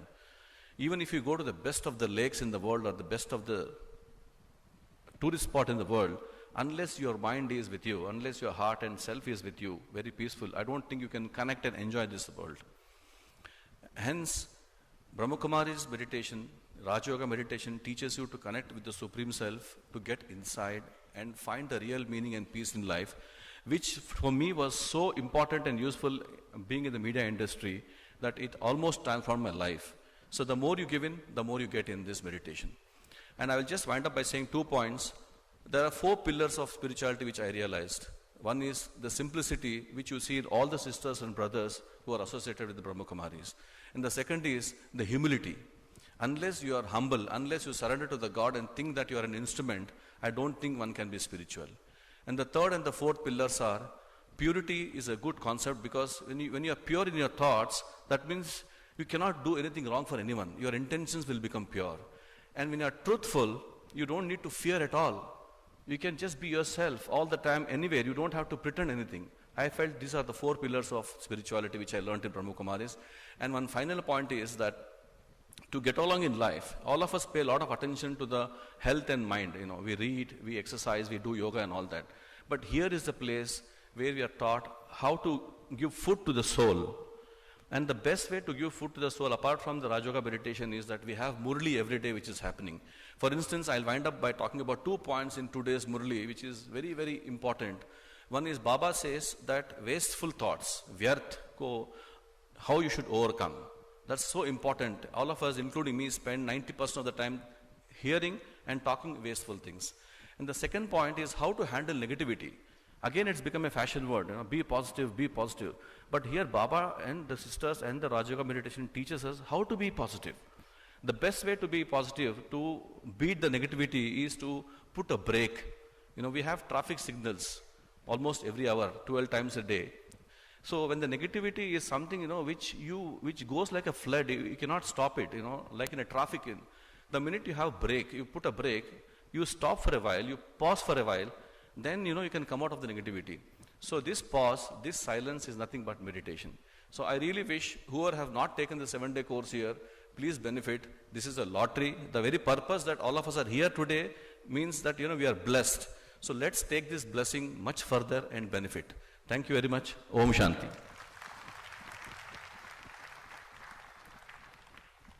Thank you so much, Sai Prasad Bhai, for sharing that wonderful experience with the Brahma Kumaris. Next, I would like to invite Avjeet Bhai. Avjeet, just to give a brief introduction about Avjeet Bhai, Avjeet Dhamija Bhai is currently working in Microsoft as an ERP solution architect. He has 15 plus years of rich IT experience, of which 11 plus years is with Microsoft. He has also played a very key role in some of internal Microsoft initiatives such as talent hiring, technology readiness for internal team, delivering consistent quality, optimizing internal process, and more. He's very passionate about technology, Microsoft, and its mission to empower every person and organization on the planet to achieve more. I request Avjeet Bhai to come and share his valuable experience after being associated with the Brahma Kumaris. Avjeet Bhai.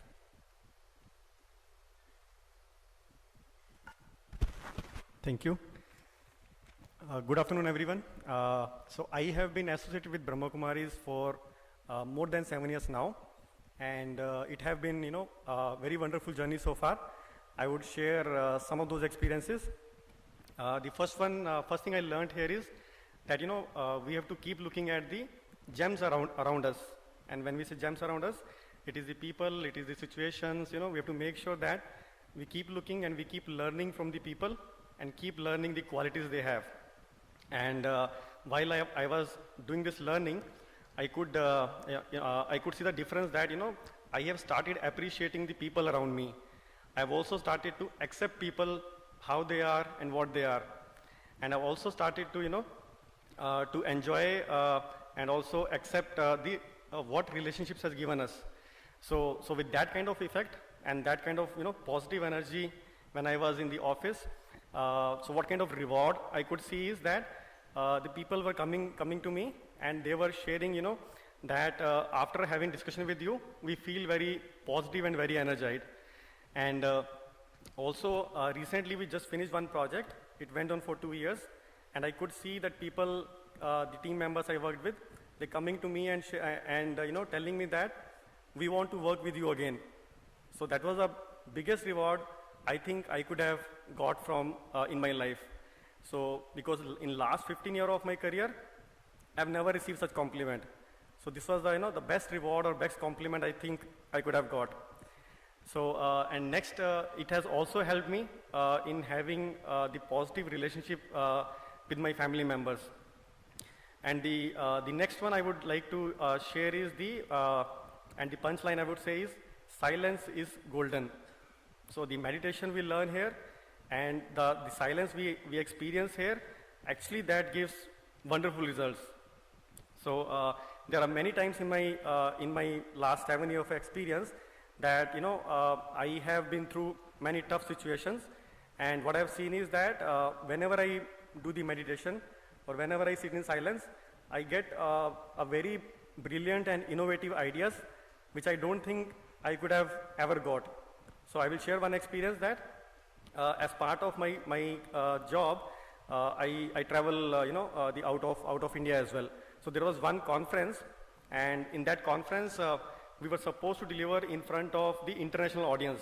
There were people coming all across the globe, and there were 500 sessions planned to be delivered.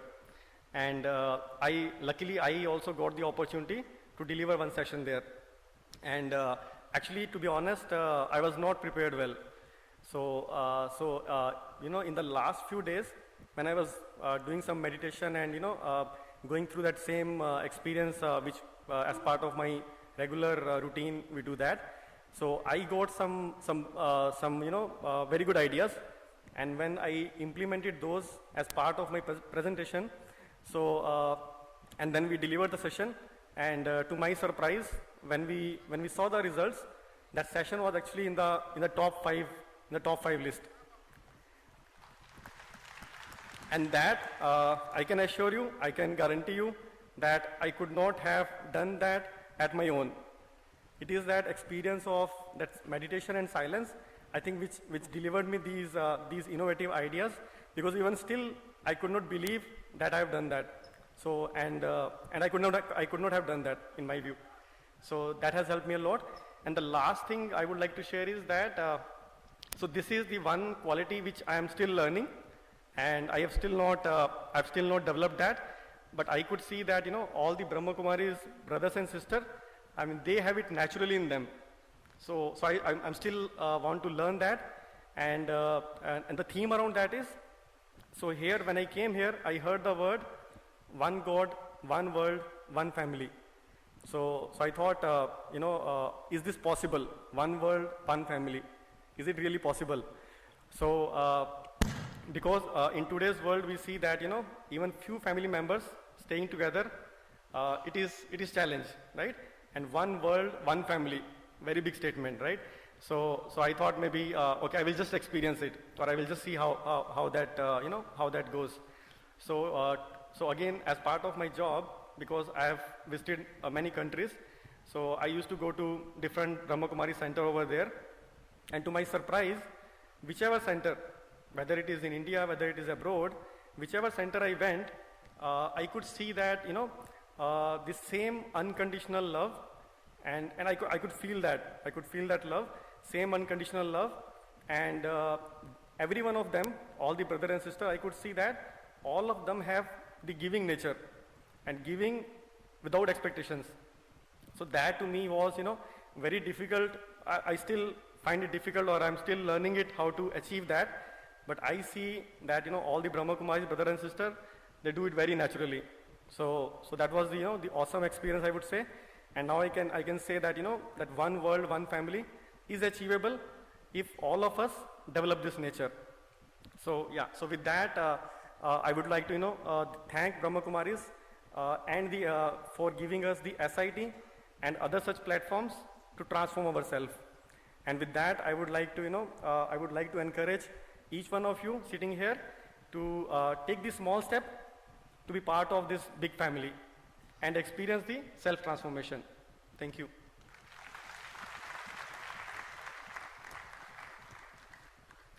Thank you so much, brother, for those wonderful words and for sharing your experience. Moving on, I would like to invite Brother Ram Prasad to give his greetings on the 6th anniversary of the SIT. Just to give a very brief introduction, Ram Prasad Bhai is the director of STPI, which is Software Technology Parks of India, Hyderabad. As a director of STPI, he is responsible for deployment of STP and EHTP scheme under Ministry of Electronics and Information Technology, Government of India, in the Telangana and Andhra Pradesh states. He has extensive knowledge in various telecom segments and was involved in the commissioning of various communication and network infrastructure projects.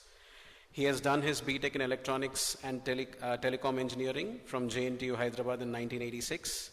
He has held responsibilities in STPI, Chennai and Noida as a director before taking charge of STPI Hyderabad in 2014. Brother Ram Prasad.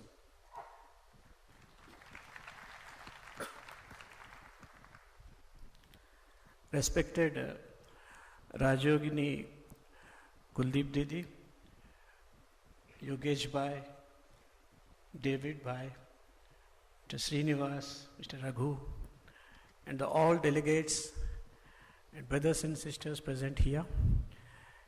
It's a great honor and privilege for me and STPI to support this event for the last few years. And I'm really happy to see a lot of great experiences which delegates have shared here. And after listening to Yogesh Bhai and Didi, I think it is a wonderful and great experience for me and a great learning from these programs being held at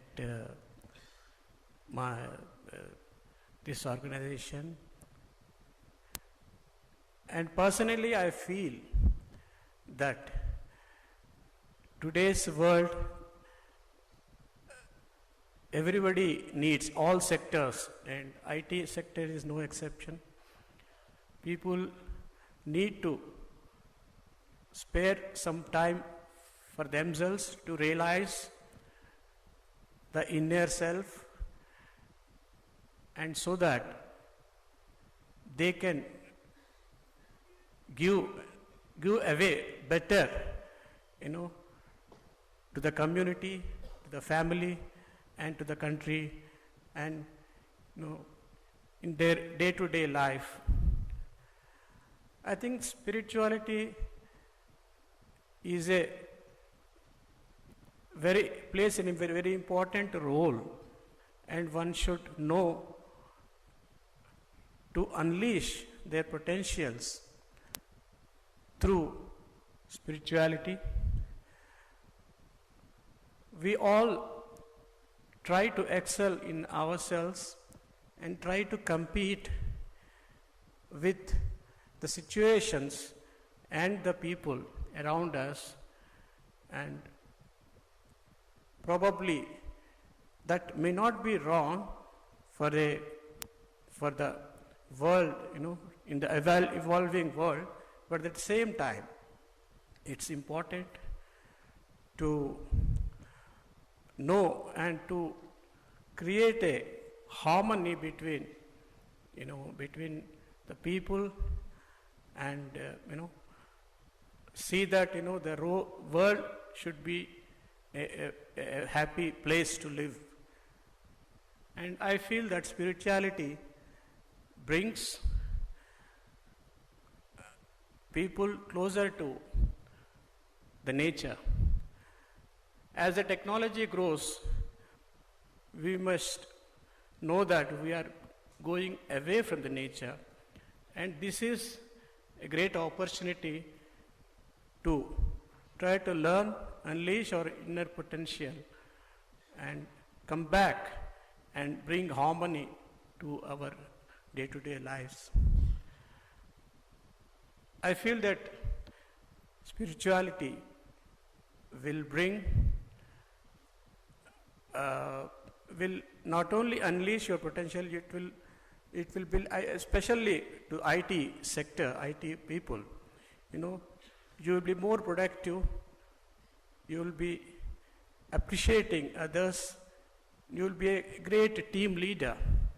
At the same time, it helps growth of the individual as well as the organization. That way, I think really I appreciate the way it has been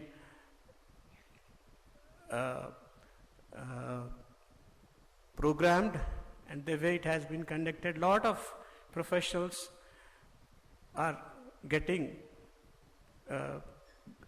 a good insights and are benefited from these programs. That way Hyderabad has been leading in the IT sector for the last few years, and definitely at the same time indirectly programs like this are supporting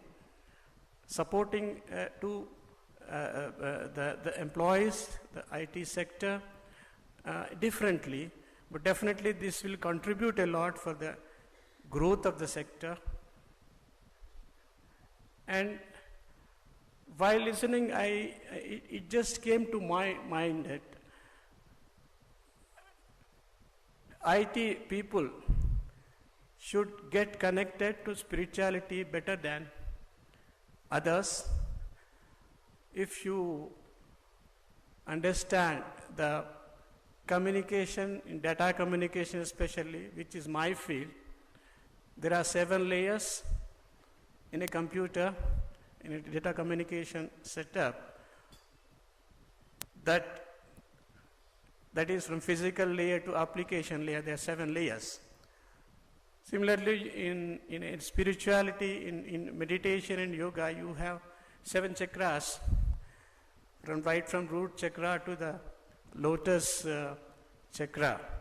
So, I mean, there is an analogy like that. You have a lot of analogies which you can connect and try to, relate and try to practice the way it has been told, and so that you really get benefited. And on behalf of STPI, I really congratulate all the practitioners, and I encourage that more and more such programs should be attended and take most benefit of it. And I really thank this organization for giving me this opportunity to speak and try to support. And this kind of program should go a long way, in creating harmony between the people and help them to, to raise to the greatest success. Thank you. Om Shanti.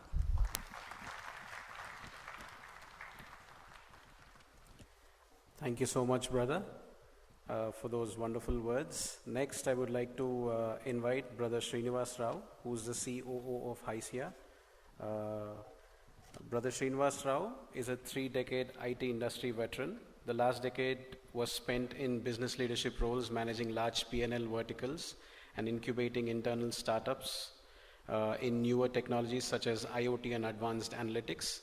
In his current role as a CEO of HYSIA, which is a non-profit organization of IT organizations in Telangana, he is responsible for running the association's operations and helping to realize the association's vision of positioning Hyderabad as a leading intellectual capital of the world by nurturing entrepreneurship, research and innovation to achieve global excellence in IT products and services. Srinivas Rao, please.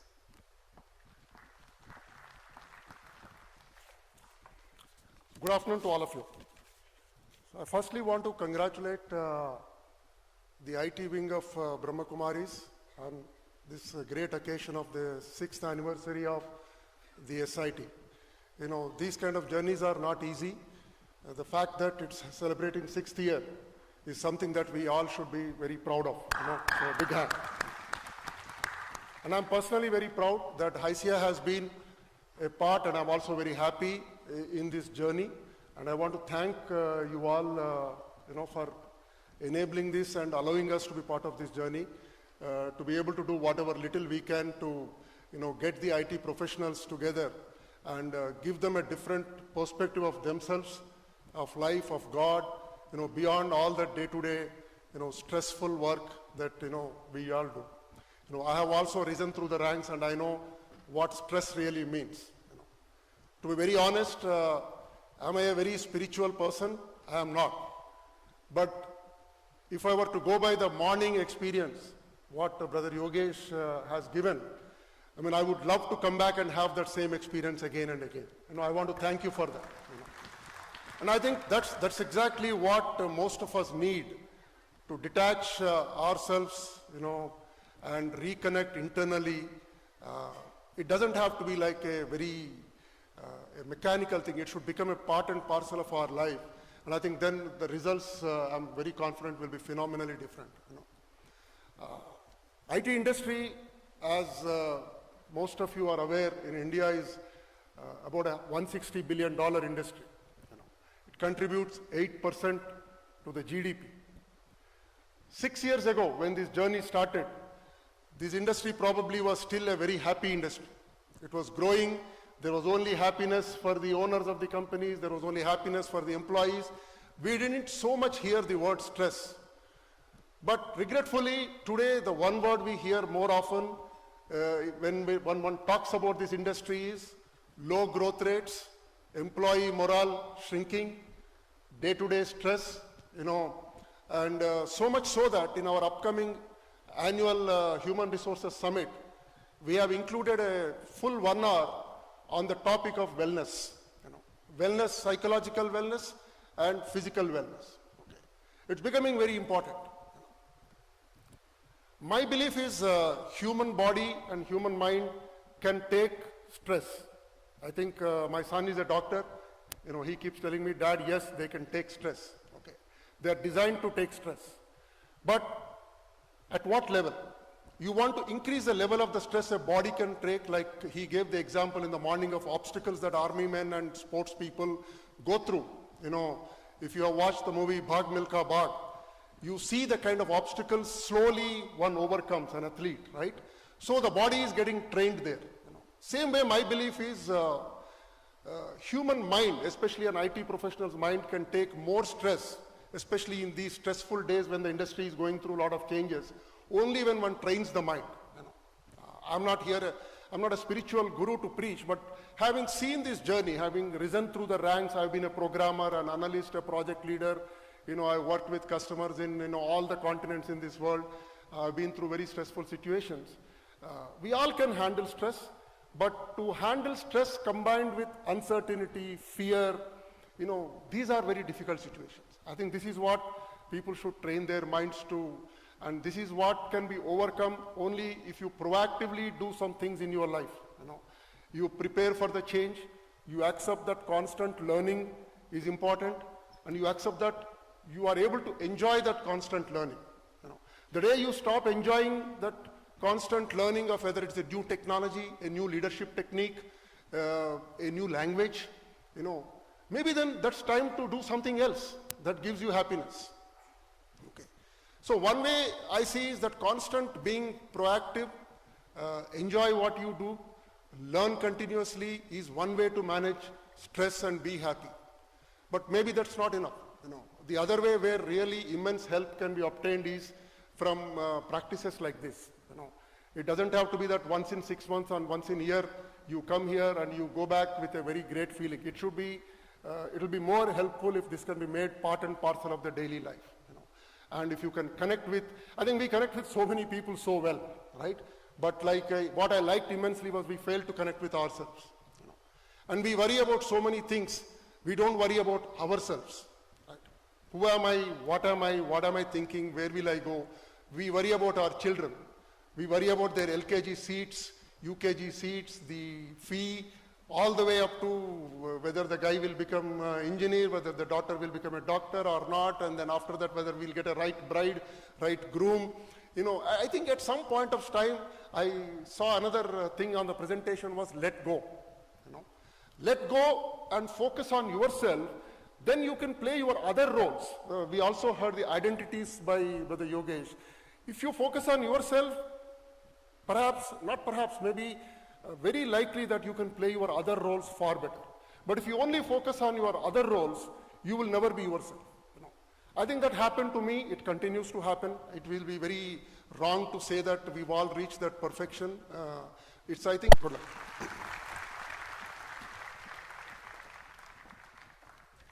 Thank you so much, Srinivas Bhai, for those great words. and it was a very, very touching experience.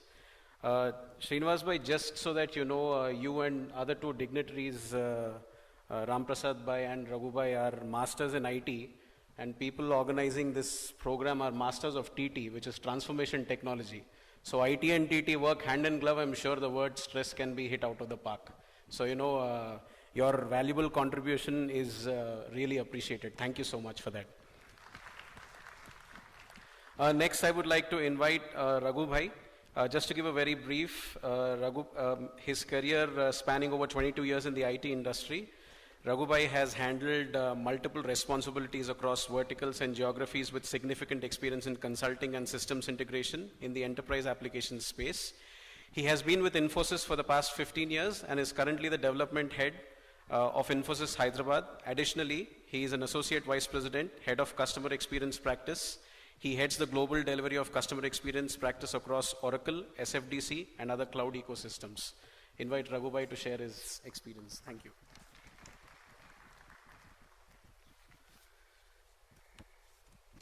Respected dignitaries on the stage, brothers and sisters, a very good afternoon to all of you.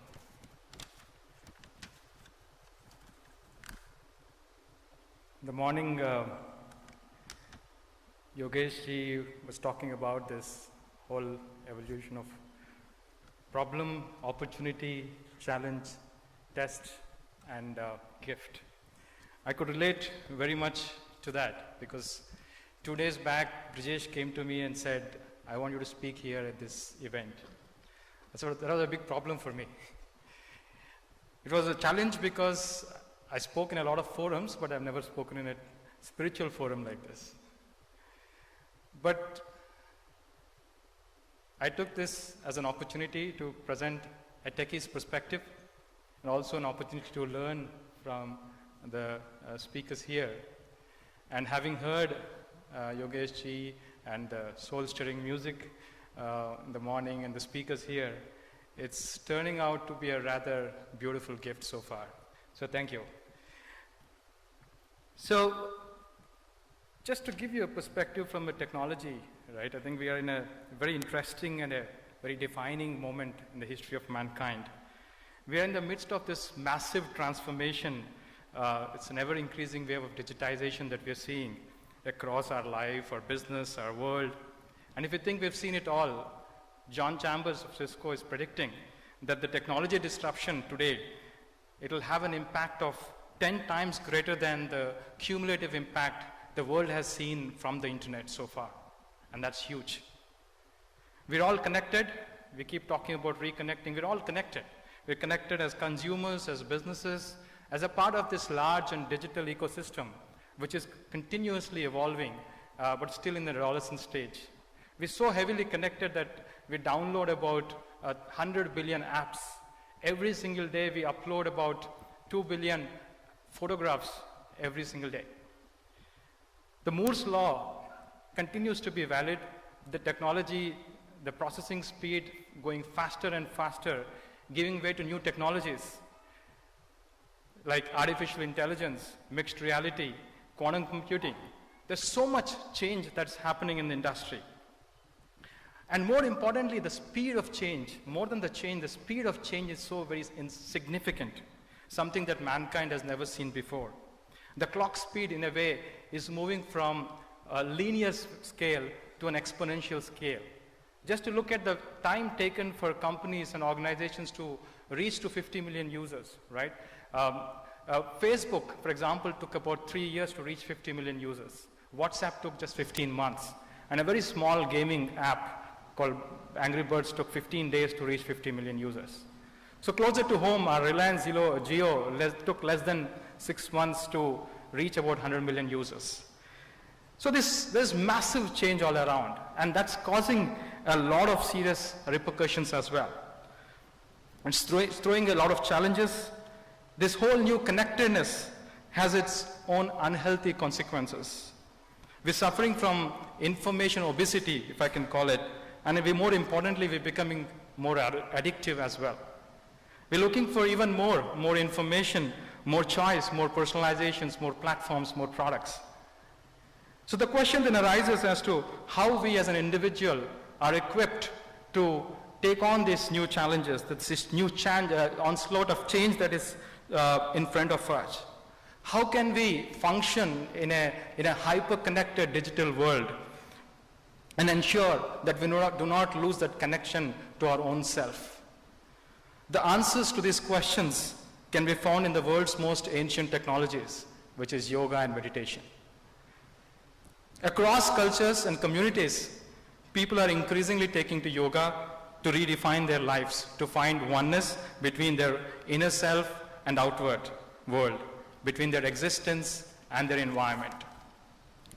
Yoga and meditation, I believe, bring a lot of hope and self-confidence to people who are stuck in their materialistic life.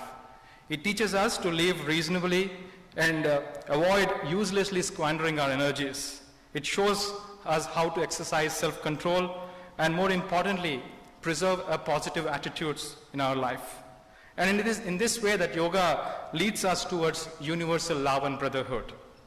And anyone who practices any form of yoga on a regular basis knows the results go beyond physical health or flexibility. It brings peace and understanding to our mind. It can teach us how to cope with the daily stress and anxiety while learning how to find an overall peace within oneself. We at Infosys doing our own bit to promote this yoga and meditation. Our yoga and meditation club, which we call as Antarman, is very active in the campus. Its mission is to empower individuals to create space and time for themselves. The club conducts weekly meditation sessions, and it's open for all employees, and we also conduct special events. Some of the flagship programs like Mind and Body, Fit and Fine has helped create a peaceful, healthy, stress-free work environment, and also which is leading to increased productivity for us. And we've seen employees could overcome some of their personal and official problems through this journey in a very short span. And they've observed their change in attitude, and they are more aware of themselves. I believe the aim of this seminar is to help young leaders develop their inner capacity to make value-based choices and decisions to lead to a more positive and constructive action for their societies and the world. And it takes rare courage and inspiration to recognize these uncertain times as a gift, as an opportunity for us to reevaluate purpose and choice and discover the inner power that can become a moving force for the self. Hope we all take advantage of this time today, relax our minds, take a step back, rethink, reconnect with that within which is always there, always positive, and always filled with fresh energy, and rejuvenate themselves. Thank you.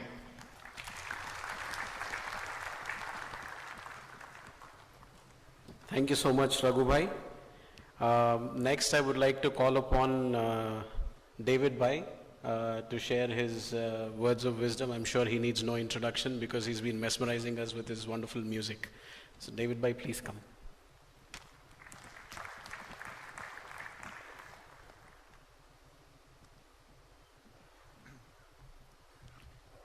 Thank you for this opportunity. Yes, it's interesting. I was listening to the technology and what's all happened at this point now, and I was remembering when I first got very inspired with meditation was at a time when my technology was actually sending smoke signals. Yeah. There was no radio, there was no TV, there was no anything of any sort of communication. And a situation happened at this time where there was quite a serious situation, and really the communication with the next island was through smoke signals. So we've come a long way. And I remember at this time, it was a wonderful experience I had of living really in the nature. And I discovered sort of in this period of time of almost 1 year living really in an isolated place, it was an opportunity at the time to visit this place, in a place called the Kimberley. And I think in 1 year I saw 10 people. There was 10 visitors that visited this place in 1 year. And some of the things people would share was, they'd say, what happens if something happens? What happens if you have an accident? What happens if this or this? And at the time, I remember I didn't think like that. I didn't think that I'd have an accident. And I remember I went through this period of time where a lot of magic happened, and I realized there was this divine source, this divine energy, which was guiding me. And I remember at that time it was so powerful, and I think it was like the situation was such where the environment, the nature, being free of all the distractions, which we might say are the distraction, but it sort of meant that I had that time for myself. And I really had the experience of coming back to a space of whatever I needed, even with food-wise, was provided to me, as long as I took just what I needed. And I went through a lot of experience there of even if I had more than what I needed, I'd get some sort of indication that this was outside this natural law. And I felt this natural law was like whatever I needed would be provided as long as I had what I needed. And I felt this truth was within this silent space. And this experience went on for some months, and after probably about 8 months or so, I thought, this is great, but how to have this same state of mind or same state of being amongst people? And that sort of was the challenge. I come back into the village. I remember this village was about 4,000 people in this village, and then I lived outside this village, about another 15 kilometers. Once a week I used to come into the village and I used to get supplies, food supplies. And in that period of time, people would just gift me these musical instruments. And like Rishi, they give me introduction before of maybe 50 instruments or more that people have gifted. And I remember at the time when these instruments had been gifted, and this is over 33 years, 35 years, that sometimes we have this feeling that when something new comes to us, and we start it, we think, oh, I can't do this, yeah? Even with music, with art, all these things. And I felt that when these things come, it was just like an experiment, or as we would say, playing. You know, they say playing music, yeah? So if we're in that space and we're just playing, we rediscover things. And all this journey for me has been like this thing of whatever comes to sort of, to embark on it, and almost like you're getting the feeling or the guidance from that source of how to actually use that, or how to use that in a worthwhile way. And I feel these things of art and music have really been this like a godly gift. So it's like it comes from that source, and of course then to share that, to also experience this divine space in silence. So that was a wonderful experience, and thank you for the opportunity of being here for this thing. Thank you. Om Shanti. Thank you so much, David Bhai. I would like to invite the speaker for today, Yogesh Bhai, to deliver a keynote, and then probably end it with a few minutes of meditation. Yogesh Bhai.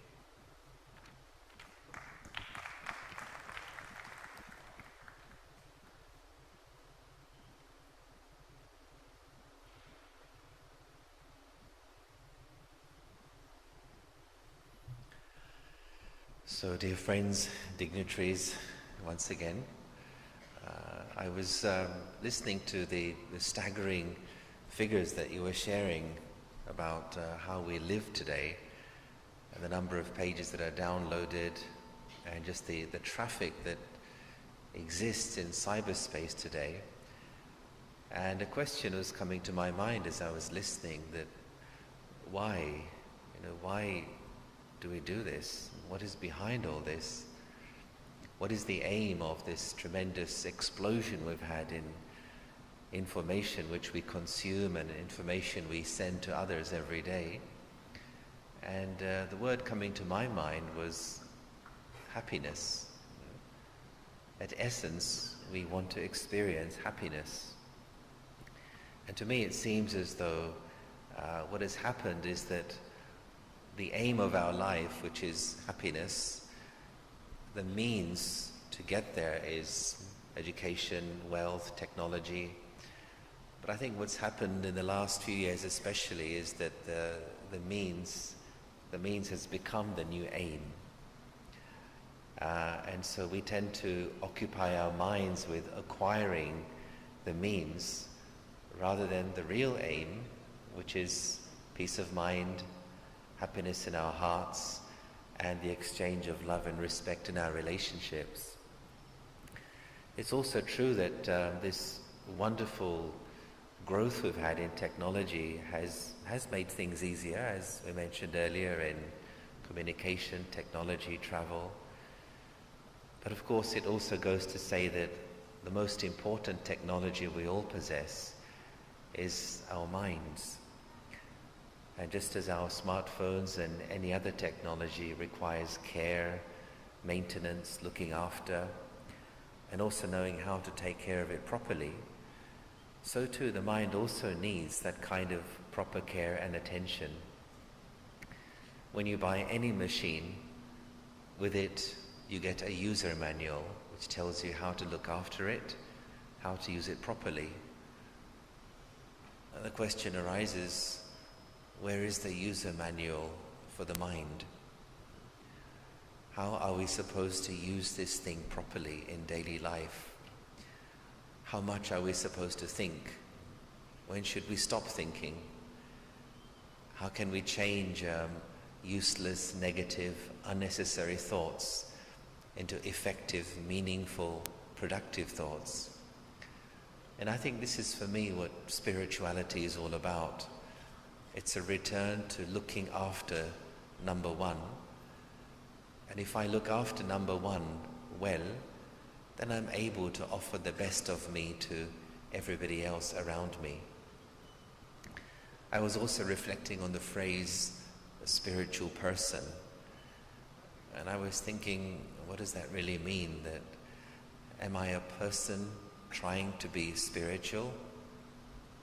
Or actually, am I a spirit who's having a person experience? And again, this brings us back to looking at the question, who am I? How do I see myself? How do I define myself? Some of you may have come across this phrase, we are not physical beings having a spiritual experience, but we are spiritual beings having a physical experience here in this world. And I would like to add that in terms of maintaining our peace of mind throughout the day, and especially in the IT world where your minds are occupied with a lot of information and the push to continue to develop new technologies, I think it's important to create a balance between two things. And that's the balance of being and doing. It's not a question of only being. It's not a question of only doing. But start the day with being. Start the day with visiting the peace inside. And then get busy doing what you need to do. But then when you find a moment in the day, take a moment to return back to being. Recharge the soul battery. For 3 minutes, 4 minutes, they come back into doing again. And when you get another free moment, go back to being. So this being, doing, be, do, be, do-be, do-be, do-be, do-be, do. And if you can remember that, moving from being to doing, I think being-based doing makes our doing effective, meaningful, and productive. When the being is lost, when the being is at stress, when the being lacks peace, we make mistakes in the doing. And when we make mistakes, we have to spend time and energy and possibly money to repair that doing. And perhaps the biggest mistakes we make are mistakes in relationships where we misunderstand another person. What I have found a lot in big cities, and I live in one of the biggest ones, Istanbul, with 15 million people, is people's minds are so occupied with what they need to be doing next. And so a typical conversation between two people is one person is saying one thing, the second one listens to the first few words, then the rest of the time, whilst the first one is speaking, the other is planning what I should say back. So my mind is occupied with what I want to say back to you rather than what you're actually telling me. And I think this is what causes misunderstanding in relationships, is when we listen to respond rather than listen to understand. And if we heal those relationships with ourselves and improve our relationships with each other, imagine how more pleasant life can be, both at work and also at home. One more point I'd like to mention just before we come to a meditation is 3 questions which have been very important for me and have been like a compass which have helped me to refocus myself whenever I felt a bit disorientated. The first one to do with identity, the question, who am I? The second one is to do with my sense of direction in life. And the question is, where am I going? Which means if I continue to live the way I live, where will this take me? And the third one is a question of purpose. And that question is, why am I doing what I am doing? Identity, direction, purpose. Whenever we find ourselves in some kind of mental or emotional storm, or whenever we may find ourselves a bit lost or disorientated, these 3 questions help us to refocus once again and to move our life in the direction in which we want to go. I've been asked to close with a short meditation. And so again, I'd ask you, if you'd like to join me, just to sit with your back straight, if you would, and your feet on the floor. Your hands can just rest gently on your legs. And we've looked so far at the journey of connecting with my own self. We've practiced experiencing meditation and connecting with the self. And so in this meditation, let's go to the next step, which is the connection with the divine source.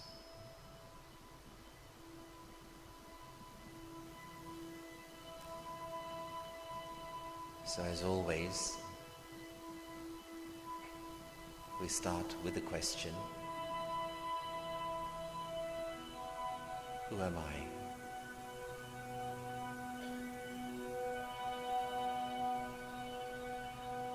I know there is more to me than what I see in the mirror. I know there is more to me than my roles, my labels.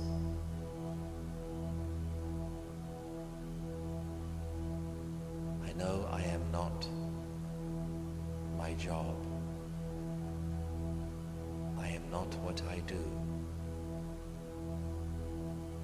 I am not what I have.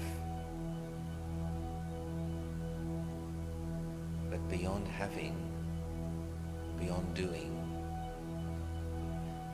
there is who and what I am.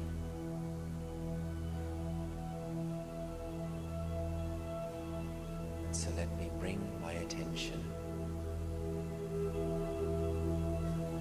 up towards that divine space in the center of my forehead.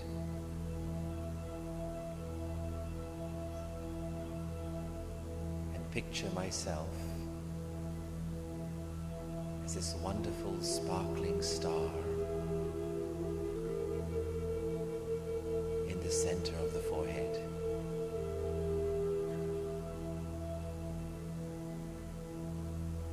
Picture this beautiful star of peaceful energy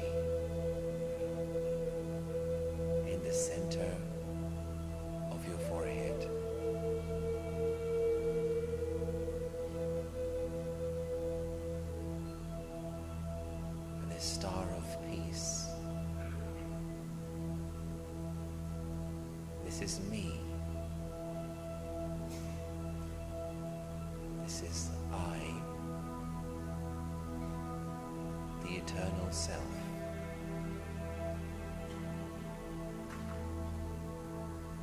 This is I, the soul.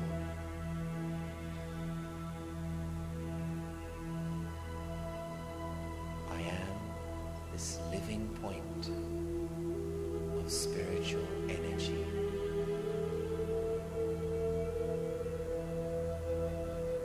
I, the soul.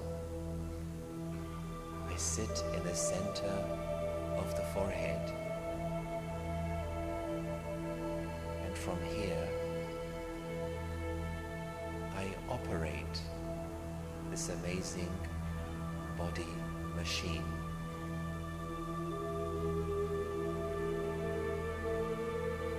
I, the soul, I am eternal. I can never die.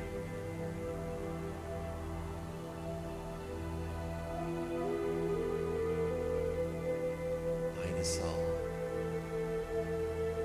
I have an eternal connection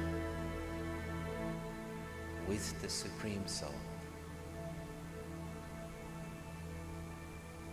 The one who has been called by 1,000 names over many, many centuries. The one who is the ocean of peace. The ocean of love. The ocean of joy.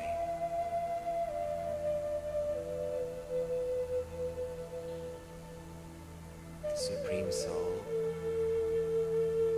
the fountain of truth, is my true friend, my mother, my father, my friend.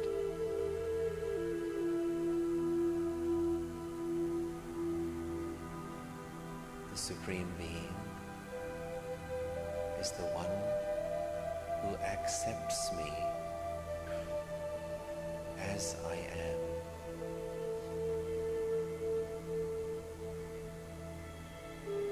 This is the one who does not see my weakness.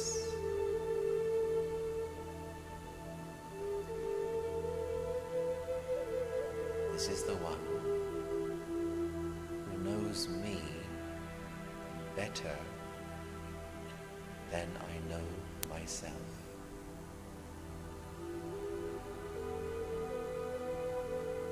This is the one who says, "Let me carry your burden. Let me be with you.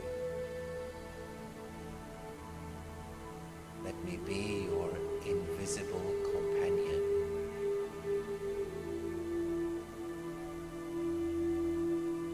This is the one who simply says, "Just remember me." This is all I ask. Simply to remember this divine friend, the Supreme Being, and to know His power, His love, His companionship is my eternal right.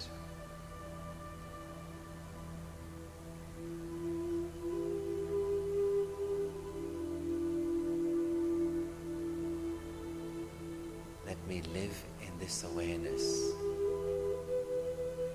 I, the soul, I am eternally a child of the Supreme Soul.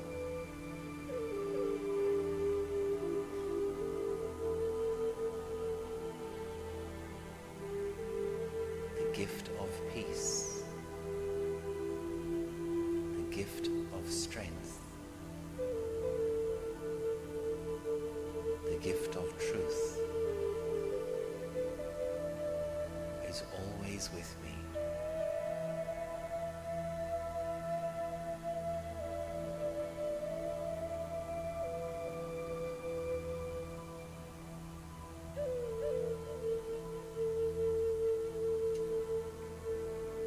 At any moment, all I have to do is just remember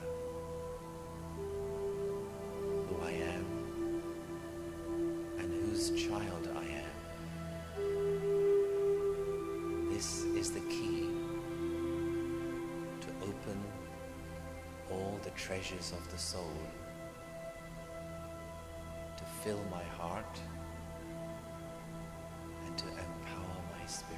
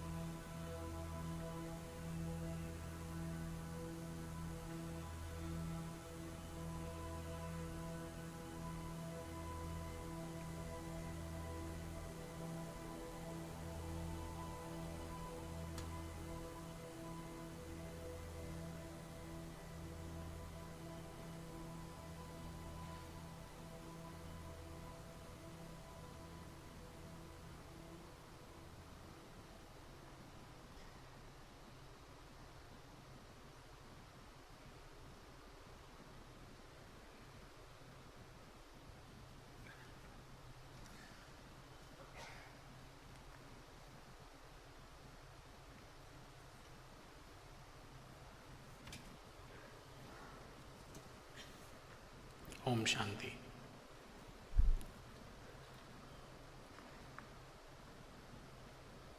I know with that magical experience, all of us have been transported to a whole new world, but with some fantastic commentary and live meditation in the background by David Bhai. Thank you so much, brothers, for giving that wonderful journey. To move ahead in the program, it is almost customary to celebrate any anniversary celebrations by cutting a cake. So I request the volunteers to bring the cake onto the stage and request the dignitaries on the dais to cut the cake on the occasion of the 6th anniversary.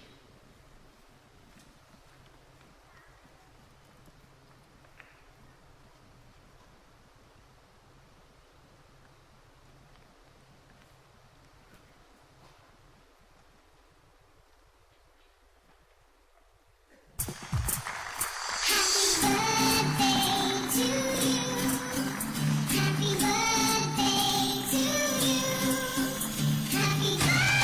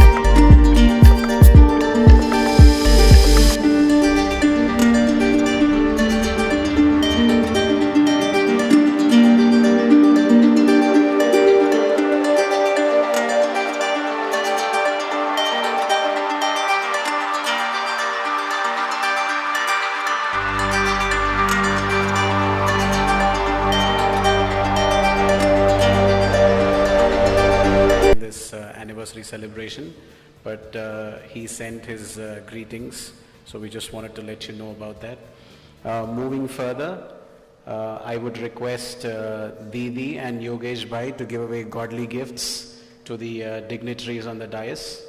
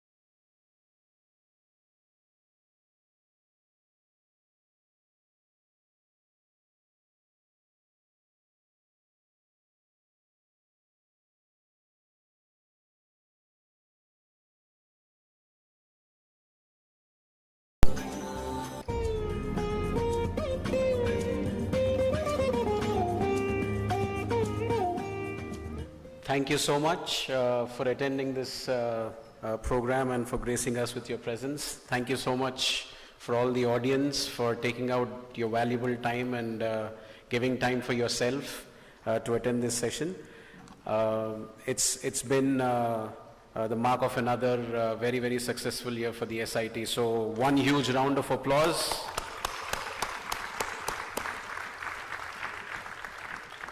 Thank you so much. There are a few announcements that I have to make. First, about the Raj Yoga Shivir. I would just like to